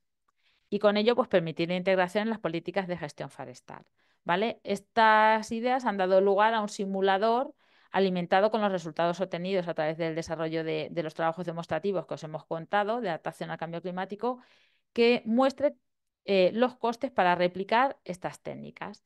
¿Y por qué un catálogo de costes de adaptación de las formaciones de Pinus alepensis? Pues porque no existe ninguna tarifa con precios de referencia para servicios y obras de adaptación, para formaciones ni de Pinus alepensis ni de ninguna otra especie que sepamos. ¿Vale? Este catálogo contempla un catálogo por acción demostrativa desarrollada en el proyecto. Son las cinco tipos de acciones que os hemos comentado, de monitorización satelital y con drones, de migración asistida, selvicultura ecohidrológica, selvicultura para la mejora estructural y florística y la restauración post-incendio, ¿vale? Se ha tomado como base de datos pues, los rendimientos de las obras que hemos desarrollado con el proyecto LIFE, las PREO, tarifas TRASA, tarifas forestales de Extremadura y Navarra y proyectos de obra con trabajos similares, ¿vale? Esto sería cómo queda cada una de estos tipos de actuación por capítulos, ¿vale? Y ya entrando cada uno, pues se puede ver incluso el equipamiento de campo para monitorear el vigor. Vas entrando en cada uno de los capítulos y por ejemplo, aquí en la acción C1 de monitorización satelital, pues aparecen estos tres tipos de actuaciones: de digitalización de parcelas, elaboración de índices de vigor y geoportal, ¿vale? Y nos va dando un desglose también de presupuestario de en qué consiste y una descripción de qué consiste cada una de los trabajos y cuál puede ser el coste, ¿vale? Por ejemplo, para las acciones de migración asistida, pues igual, pues viene desde los estudios y proyectos, pues a plantaciones, ¿qué te puede costar si la plantación de migración asistida es para más de 700 pies por hectárea, para menos de 700, si se hace por núcleos de dispersión o bosquetes, que es este tipo de trabajo, resulta muy interesante, incluso los trabajos de seguimiento. ¿Vale? En este caso, pues se está elaborando todavía, está en revisión, pero habría que tener en cuenta que los trabajos, si se quiere llevar un seguimiento detallado, pues conlleva un trabajo de preparación de planta un poco tedioso, ¿vale? Si se quiere conocer bien lo que se va a hacer, o se van a meter distintas procedencias, porque se está viendo que lo mejor es no apostar toda la misma procedencia, sino incluir distintas procedencias de la misma especie, ¿vale? Respecto a la selvicultura ecohidrológica, pues igual, desde los estudios a los tratamientos selvícolas en masas de Monte Bravo y Latizal Bajo, que es lo que nosotros hemos realizado y se recomienda también, bien, pues distinguiendo si se hacen los trabajos manuales o mecanizados y con distintas intensidades de corta. Y también pues trabajos selvícolas en masas de Latizal alto o fustal y trabajos de seguimiento. De la C4, pues igual, los tratamientos que ha comentado Miguel de silvicultura para diversificación estructural, pues se distinguen entre tratamientos silvícolas de mejora, de regeneración, si son tratamientos por bosquetes, por clareos sucesivos, entre sacas, pues te van dando unos datos de los costes. De la silvicultura para regeneración post-incendio, pues igual, se presentan varios casos con distintos costes, ¿vale? Pues si son ayuda a la regeneración natural, en este caso puede ser por reducción de pies, por densificación de pies, de broce de cistáceas, que también encontramos muchos casos, que puede ser interesante también aplicar estas técnicas de gestión, o diversificación de pies, ¿vale? Para aumentar la diversificación florística, ¿vale? El catálogo se presentará de una forma más técnica y otra que se presentará en la web, ¿vale? Como consulta. En la técnica pues se podrá descargar en Presto o en otras de otros tipos, ¿vale? Y pues aquí vendrán los precios a lo mejor por hectárea y se puede gestionar, pues yo quiero hacer 4 hectáreas, ¿que me supondría? O metiéndole las superficies, pues te saldría pues como en cualquier tarifa de precios que estéis utilizando, ¿vale? Los métodos de transferencia será a través de la página web del proyecto, la podréis encontrar también a través de un URL. También se divulgarán los documentos de precios descompuestos, ¿vale? También en hoja de cálculo Excel, en archivo BC3 o PZH de Presto, ¿vale? Si seguís la web del proyecto por las redes, pues nosotros damos mucha difusión a todo lo que vamos publicando, ¿vale? Y estaréis al tanto para poder descargaros o si tenéis que hacer alguna consulta, ¿vale? Que os puede ser de ayuda. Esta herramienta, ¿vale? Se está desarrollando ahora mismo, en los próximos meses ya la queremos tener cerrada, terminada de revisar, y una vez que acabe el proyecto, pues seguirá manteniendo al menos 5 años haciendo las revisiones oportunas. Bueno, y por mi parte, pues ya estaría, más o menos hemos intentado resumir todos los trabajos que se están desarrollando a través del proyecto LIFE. Espero que os haya resultado interesante. Muchas gracias. Ahora vemos, no sé si pasa María Eugenia a comentarnos consultas. Hola Lourdes, sí, he conseguido volver, que me he caído antes. Sí, has desaparecido así. Sí, siempre en el mejor momento uno coge y se va. Así que nada, pero bueno, ha sido súper interesante. Voy a poner en el chat para que todos lo tengan la dirección electrónica del proyecto por si alguien quiere Ujú. acceder. Y vamos a entrar con las preguntas. Parece que la gente se ha animado, así que Vale, os las voy trasladando y el que se sienta con más fuerza, pues que vale, conteste. ¿Vale, chicos? Muy vale, bien. perfecto, arranca. Pues empezamos con Lucía Casas, que pregunta, ¿qué factores deben tener en cuenta los gestores forestales al implementar la migración asistida en otras áreas? Pues mira, me la voy a quedar yo. Bueno, como decía al principio, este es un proyecto demostrativo, entonces estamos intentando aportar datos un poco porque está en un estado, el tema de la migración asistida, realmente hay pocos estudios bueno, estamos empezando a aprender cosas, ¿no? Con los resultados que tenemos ya, pues un poco lo que decía Lourdes hace un momento, que quizá lo más inteligente es apostar por un mix de procedencias, ¿no? No ir solo a la local. Y esto me lleva también a, bueno, pues a una reflexión que tuvo lugar en una de las primeras charlas que dimos, en que, bueno, pensábamos que la normativa de las regiones de procedencia obligaba a utilizar en cada zona de restauración la procedencia local. Y hubo uno de los, intervino alguien y nos corrigió, hicimos posteriormente la consulta y bueno, es interesante.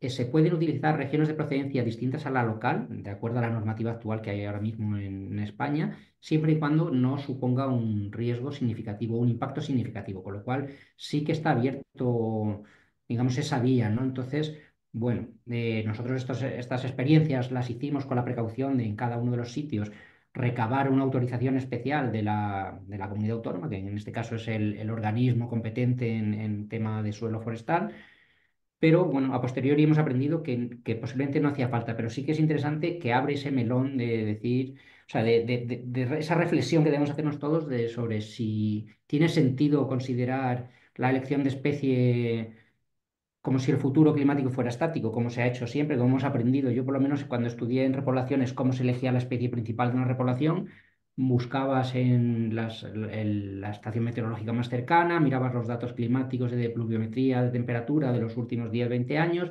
y con eso hacías una elección de especie asumiendo que esas condiciones climáticas iban a ser las mismas. Pues posiblemente eso ya no es válido. Ahora haría falta un análisis digamos, de cuál va a ser la evolución futura del clima según los distintos escenarios, de manera que, bueno, pues que seamos capaces de elegir una procedencia u otra, o un mix de procedencias, o incluso yendo más allá, plantearnos introducir otras especies arbóreas donde las que tenemos de manera autóctona, pues ya no funcionen. O sea, ya no haya ninguna opción de especie principal arbórea que funcione. Ya no sé si eso está muy lejos o no, pero bueno, es una reflexión que a lo mejor nos tendremos que hacer en algún momento. Pues, ahora, toca tomar nota y y a seguir por ese camino. Ya habíais hecho mucho, a mí me parece más que suficiente, pero bueno, siempre aporta a la gente, siempre hace preguntillas que pueden aportar ahí una Ujú. nueva visión en ese sentido. Pues vamos a seguir con Luis Javier Ross, que pregunta que cuáles son las principales prácticas de gestión y ecohidrográfica para optimizar los recursos hídricos en bosques de pino carrasco. A ver, las principales prácticas de gestión. Pues bueno, nosotros lo que hemos aplicado son las que he contado yo, las prácticas de, pues eso, los distintos tipos de tratamientos con distintas intensidades y es lo que se está valorando ahora. Ujú, ¿Vale? Con eso, aparte, hay unos protocolos del seguimiento donde se han definido unos indicadores, ¿vale? Pues del vigor de la masa, de la producción de agua azul y agua verde, y eso es lo que nos dirá cuáles son las prácticas principales para mejorar estos ciclos del agua, para aprovechar más el agua. ¿Vale? Pero las prácticas que nosotros hemos utilizado son tratamientos selvícolas, como he dicho, pues por calles, por boquetes, de forma a clareos homogéneos. ¿Vale? De momento eso es lo que hemos desarrollado. ujú. Yo Eh, también creo que se ha adelantado un poco la pregunta a tu exposición y bueno, Ah, por si acaso nos gusta darle voz vale. a todo el mundo, aunque así Sí, un sí, resumen claro. rápido siempre queda claro. Yo creo que al final, bueno, estamos probando todas esas series, o sea, esos tipos de. Lo que se trata es de, al final, en los manuales, digamos que se trata de llegar a una guía, una receta, ¿no? Para, pues, según la pendiente, la pluviometría, tal, pues sugerir qué tipo de tratamiento es el que Claro. optimiza esa gestión Y hidrológica. ese es el Las fin. fajas, los bosquetes. Entonces, lo que pretende el catálogo, el producto final, es que seamos capaces de dar esas indicaciones. Es decir, pues si tienes una masa con tal densidad, con tal pluviometría, con tal pendiente, lo que optimiza la recarga de agua azul o verde o lo que busques es este itinerario silvícola. Intentamos ser capaces, esperemos ser capaces de dar esas directrices a través de los manuales para este tipo de acciones y para el resto también, para la migración, para la diversificación, para todas. Ujú. Pues vamos con una pregunta de Gorka Vélez que dice, me gustaría preguntar si han analizado la situación de pinos soflamados, no quemados del todo, hace la aclaración, y cuál puede ser la mejor medida a tomar con ellos tras el incendio. Es decir, ¿es mejor cortarlos y esperar al nuevo regenerado o por el contrario, es más recomendable dejarlos en pie si pudiera recuperar, se pudiera recuperar su estado?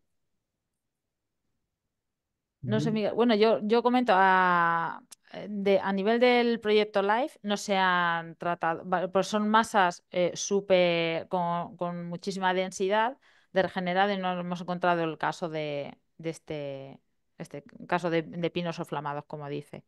Además, Ah, daros cuenta que las masas que hemos analizado llevan la que menos incendiada 10, o sea, lleva regenerado sí, 10 15 años, ¿no? La que menos. mínimo, eso es, sí, es que A mí son me viene a mínimo la memoria un poco. entre 10 y 30 años. Claro, entonces esos ya o se han recuperado o se han muerto, pero ya no están ahí. Entonces, pero me acuerdo de un comentario que hizo, no me acuerdo, en una visita que hicimos a Guadalajara poco después del incendio de Guadalajara, que uno de los gestores decía que habían dejado rodales que no se habían quemado del todo, pues casi por un tema sentimental, ¿no? Por lo que no se había quemado y que lo que no se quemó se lo llevó el Tomicus luego. O sea que bueno, que hay que tener en cuenta que posiblemente esos pinos oflamados son mucho más vulnerables a plagas posteriormente, pero Mm. no sé qué es lo mejor, no lo hemos visto en el proyecto tampoco. Ujú. No lo habéis analizado. Estoy viendo que Esteban, Esteban Jordán, que sé que forma parte también del proyecto, Sí. está haciendo apuntes, tiene también la mano levantada.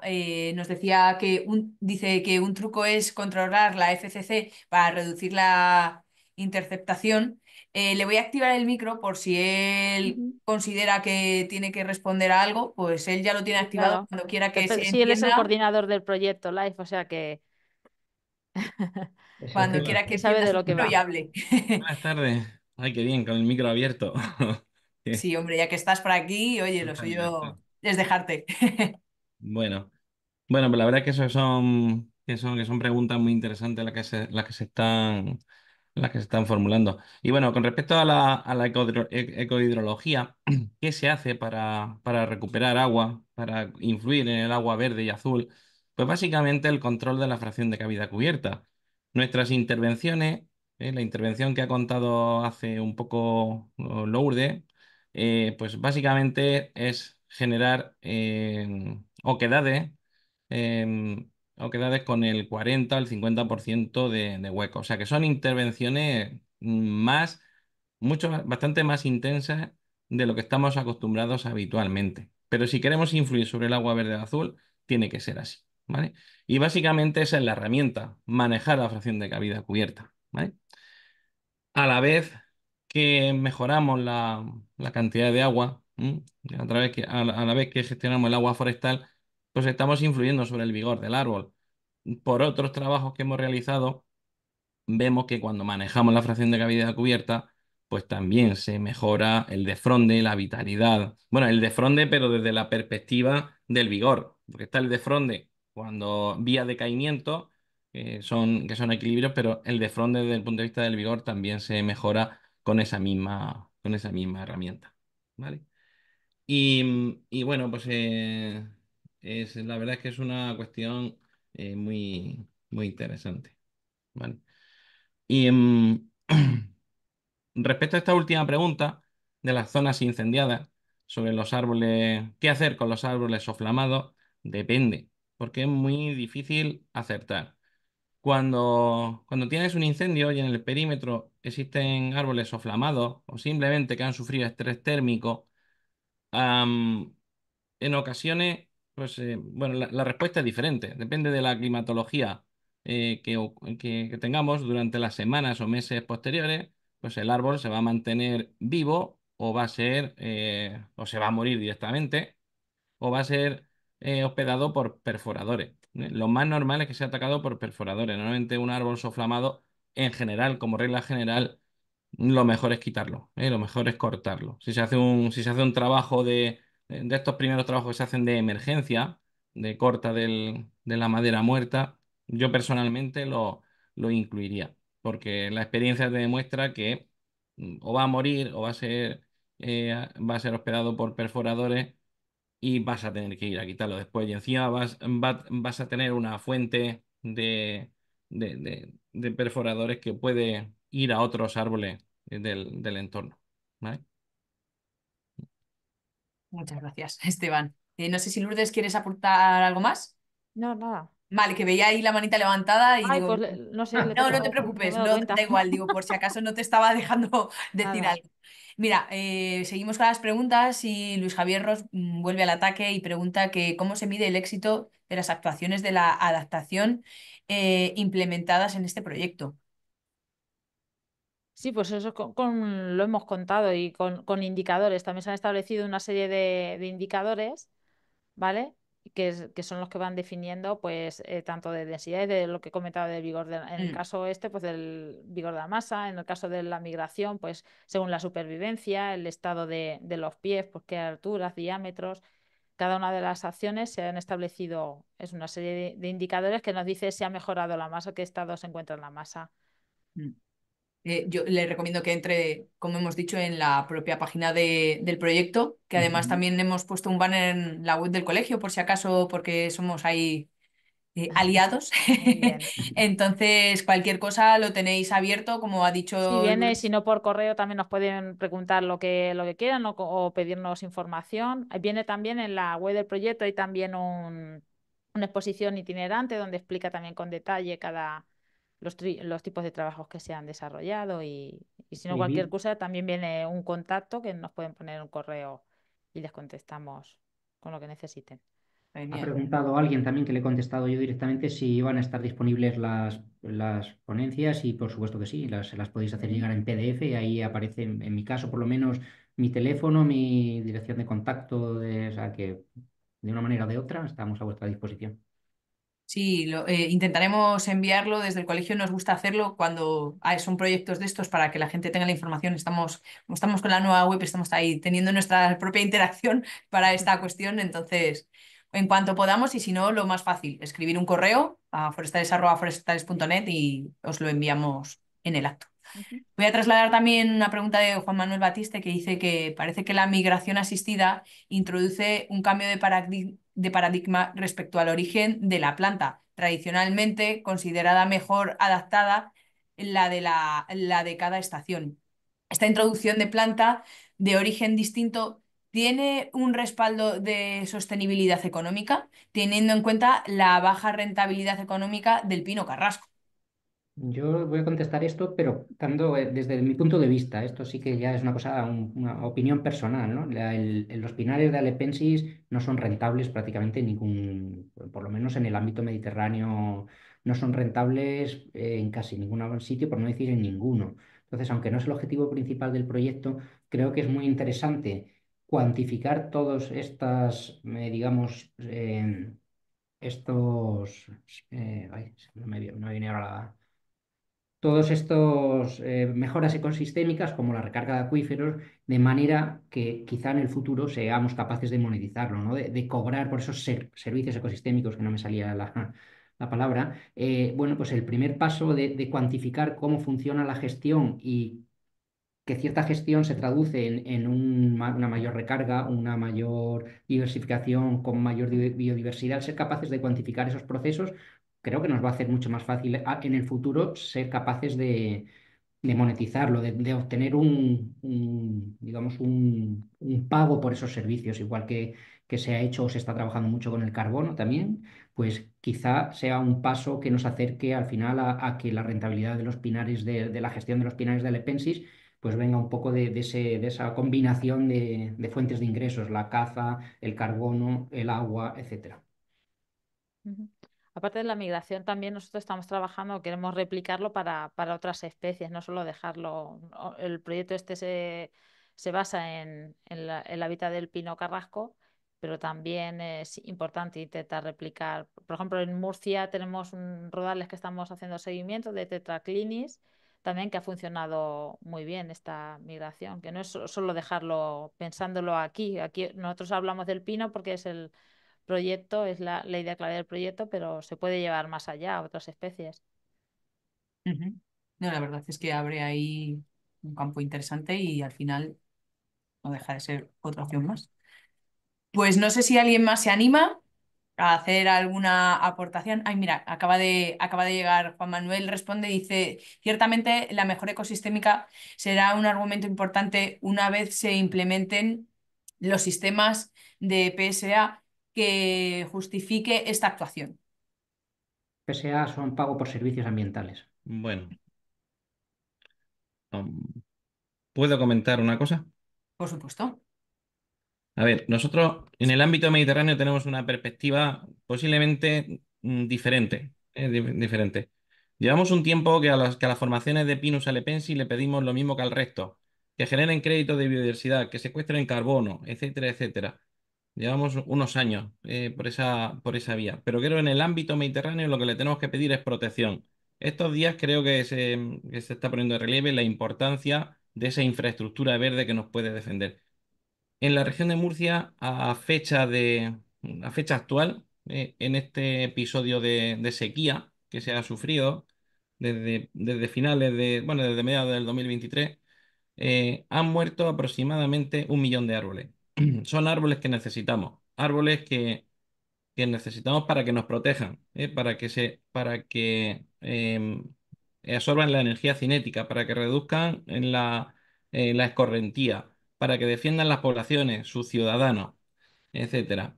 Tenemos que garantizar la presencia del arbolado. Tenemos que garantizar la presencia del arbolado. Em, y según los resultados que estamos sacando, hay regiones de procedencia para nosotros, como se ha comentado anteriormente.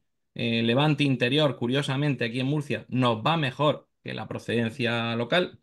Entonces quiere decir que, bueno, que el clima actual ya no corresponde con las demandas de esas regiones de procedencia. Entonces, tenemos que utilizar la región la migración asistida para hacer ese ajuste. Y creo que en este contexto de pedir protección para los ciudadanos se justifica plenamente. Es más, nosotros deberíamos demandar esa mejora genética que a veces es tan sencilla, a veces esa mejora genética es sencilla, es simplemente que proyectos o lugares como Alacuás, El Serranillo, etcétera, que puedan seguir con sus rodales seleccionados, que posiblemente no sé qué presupuesto puedan tener, pero quizás sea un presupuesto muy bajito. De ahí sale material genético de indudable valor. Pero es que si tenemos que escalar un poquito más el tema e introducir la mejora genética, como hemos visto antes, pues parece ser que hay rasgos fisiológicos, hay material genético que tiene unas tasas fotosintéticas mayores, unos pigmentos diferentes, aminoácidos como el glutamato, la metionina, la cisteína, etcétera, que sirven de indicadores. Ese tipo de material genético resiste más la sequía. Bueno, pues si tenemos que ir a la mejora genética para conseguir tener en los viveros ese material genético, pues creo que sería un objetivo de primer orden. Porque en el área mediterránea no tenemos muchos candidatos a sustituir a lo que tenemos. Entonces, posiblemente, si lo mejoramos, este Pinus halepensis, si lo mejoramos, pues sería una cosa muy, muy interesante. Tenemos el Tetraclini, tenemos el acebuche, tenemos alguna cosica, pero no tenemos. O sea que tenemos una vía fantástica que no tiene un precio muy alto, creo que sería asumible para el sector forestal trabajar en este material genético y por supuesto que aunque no lo sea, aunque el pino carrasco no tenga funciones productivas, pero por esta función protectora del hombre, creo que estaría extraordinariamente amortizado. Creo que se amortizarían de sobra estas inversiones. Es más, tenemos que demandarla, de verdad, ¿no? Hombre, la verdad es que no te ha faltado fundamento, las cosas como son.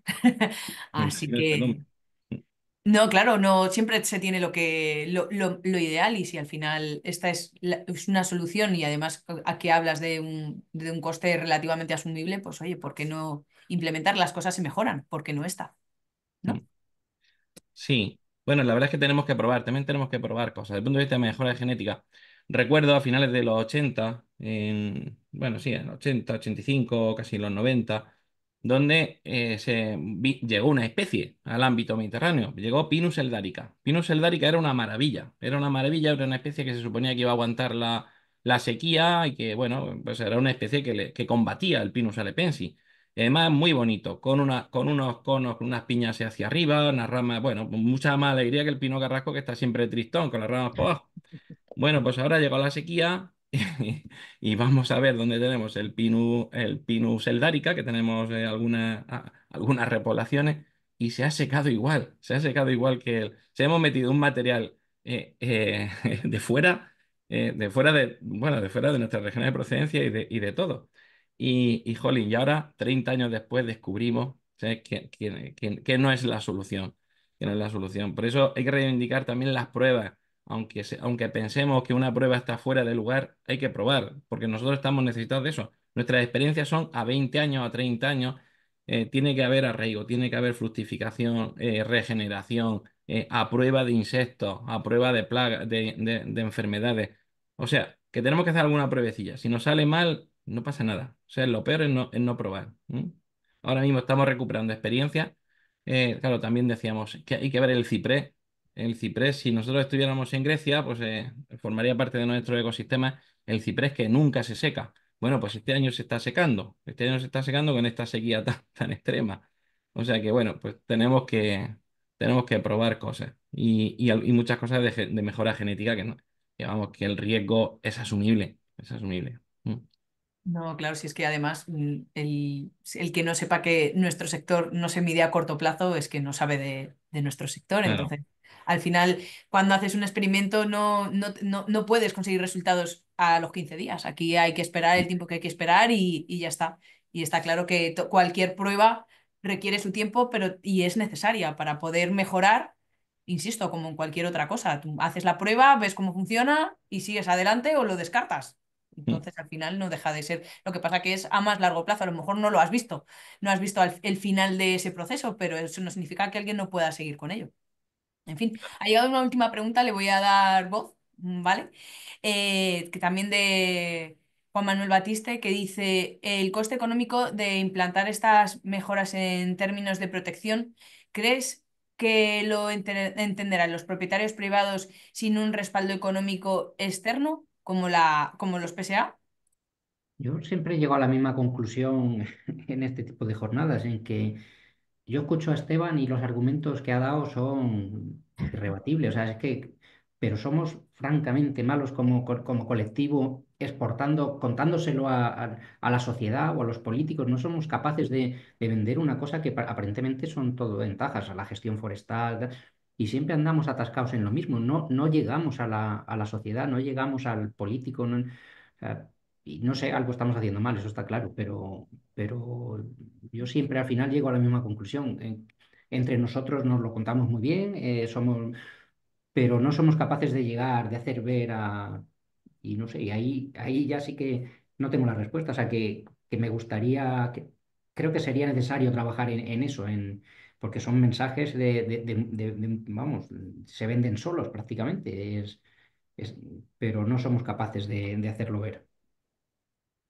Hombre, yo creo que parte radica en que, pues en lo que yo decía un poco, que es una cosa que es a largo plazo y muchas veces a quien se lo vendes va a estar un periodo corto. Entonces, esa prueba, esa inversión, ese tal, pues no se la puedes vender igual de bien. Quizá un propietario privado, si se lo cuentas, que sabes que esto puede seguir, a lo mejor tienes más, pero lo que hablábamos es un sector difícil de vender porque la,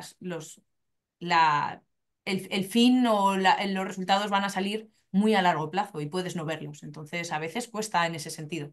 Y respondiendo directamente a la pregunta, mi respuesta es no. Al final, los propietarios privados, si tienen que soportar, o sea, si les va a costar el dinero y no van a tener un retorno económico, al final no gestionarán, porque es mucho pedirles que gestione sin un retorno económico, poniendo su dinero cuando al final los beneficios son para toda la sociedad. Entonces, no solo es difícil, es que es injusto. Entonces, vamos, lo hemos visto hasta ahora, las masas forestales privadas del Mediterráneo, pues la gran mayoría no se gestionan porque no son rentables. Es el problema. En fin. Pero bueno, no seamos pesimistas porque lo que habéis planteado, la verdad es que a mí me ha gustado mucho personalmente y creo que habría ahí un abanico que simplemente es lo que hablamos en muchos casos. Siempre planteamos desde aquí cómo hacer un café forestal en el que nos enseñan los forestales cómo llegar al resto del mundo, porque a los forestales nosotros nos compramos todas las ideas, pero es salir de casa y se quedan todas en el monedero, todas esas ideas. Así que, pero bueno. No me enrollo más, no hay ninguna pregunta más, así que agradeceros a Lourdes, Miguel, que hayáis estado con nosotros, Esteban, por también A estar ahí vosotros por invitarnos. pendiente. Gracias por ofreceros para dar voz a este proyecto tan interesante. Eh, y nada, yo no sé si vosotros queréis decir algo más antes de emplazar a la gente a la semana que viene. Nada, yo daros las gracias y eso, y que estamos conectados, estamos en redes, en la web, bueno, cualquier cosa que necesiten o duda que tengan. Y iremos sacando, recientemente pues vamos a sacar unas guías, esto que hemos comentado de costes, el catálogo de costes, vamos, cosas que pueden resultar muy interesantes y artículos ya con resultados que se tienen de otras experiencias de hace más de 10 años de migración asistida. Vamos, que en los próximos meses nos queda menos de un año de proyecto, acabará en agosto de 2025, pues ya está. Entonces esperamos tener resultados que puedan ser muy interesantes para todos, para poder replicar estos trabajos que estamos haciendo. Sí, que consulten la web, la verdad es que está súper activa en este momento. Y nada, yo emplazar a la gente a la semana que viene, a un nuevo café forestal a las 4:30, como siempre. En este caso lleva por título Biología y Ecología de la Limantria dispar, proyecto Live Egimer. Y nada, como siempre, esperamos que os haya gustado y vernos la semana que viene. Muchísimas gracias y hasta la próxima. Muchas gracias. Muchas gracias, nos vemos. Hasta luego. Chao.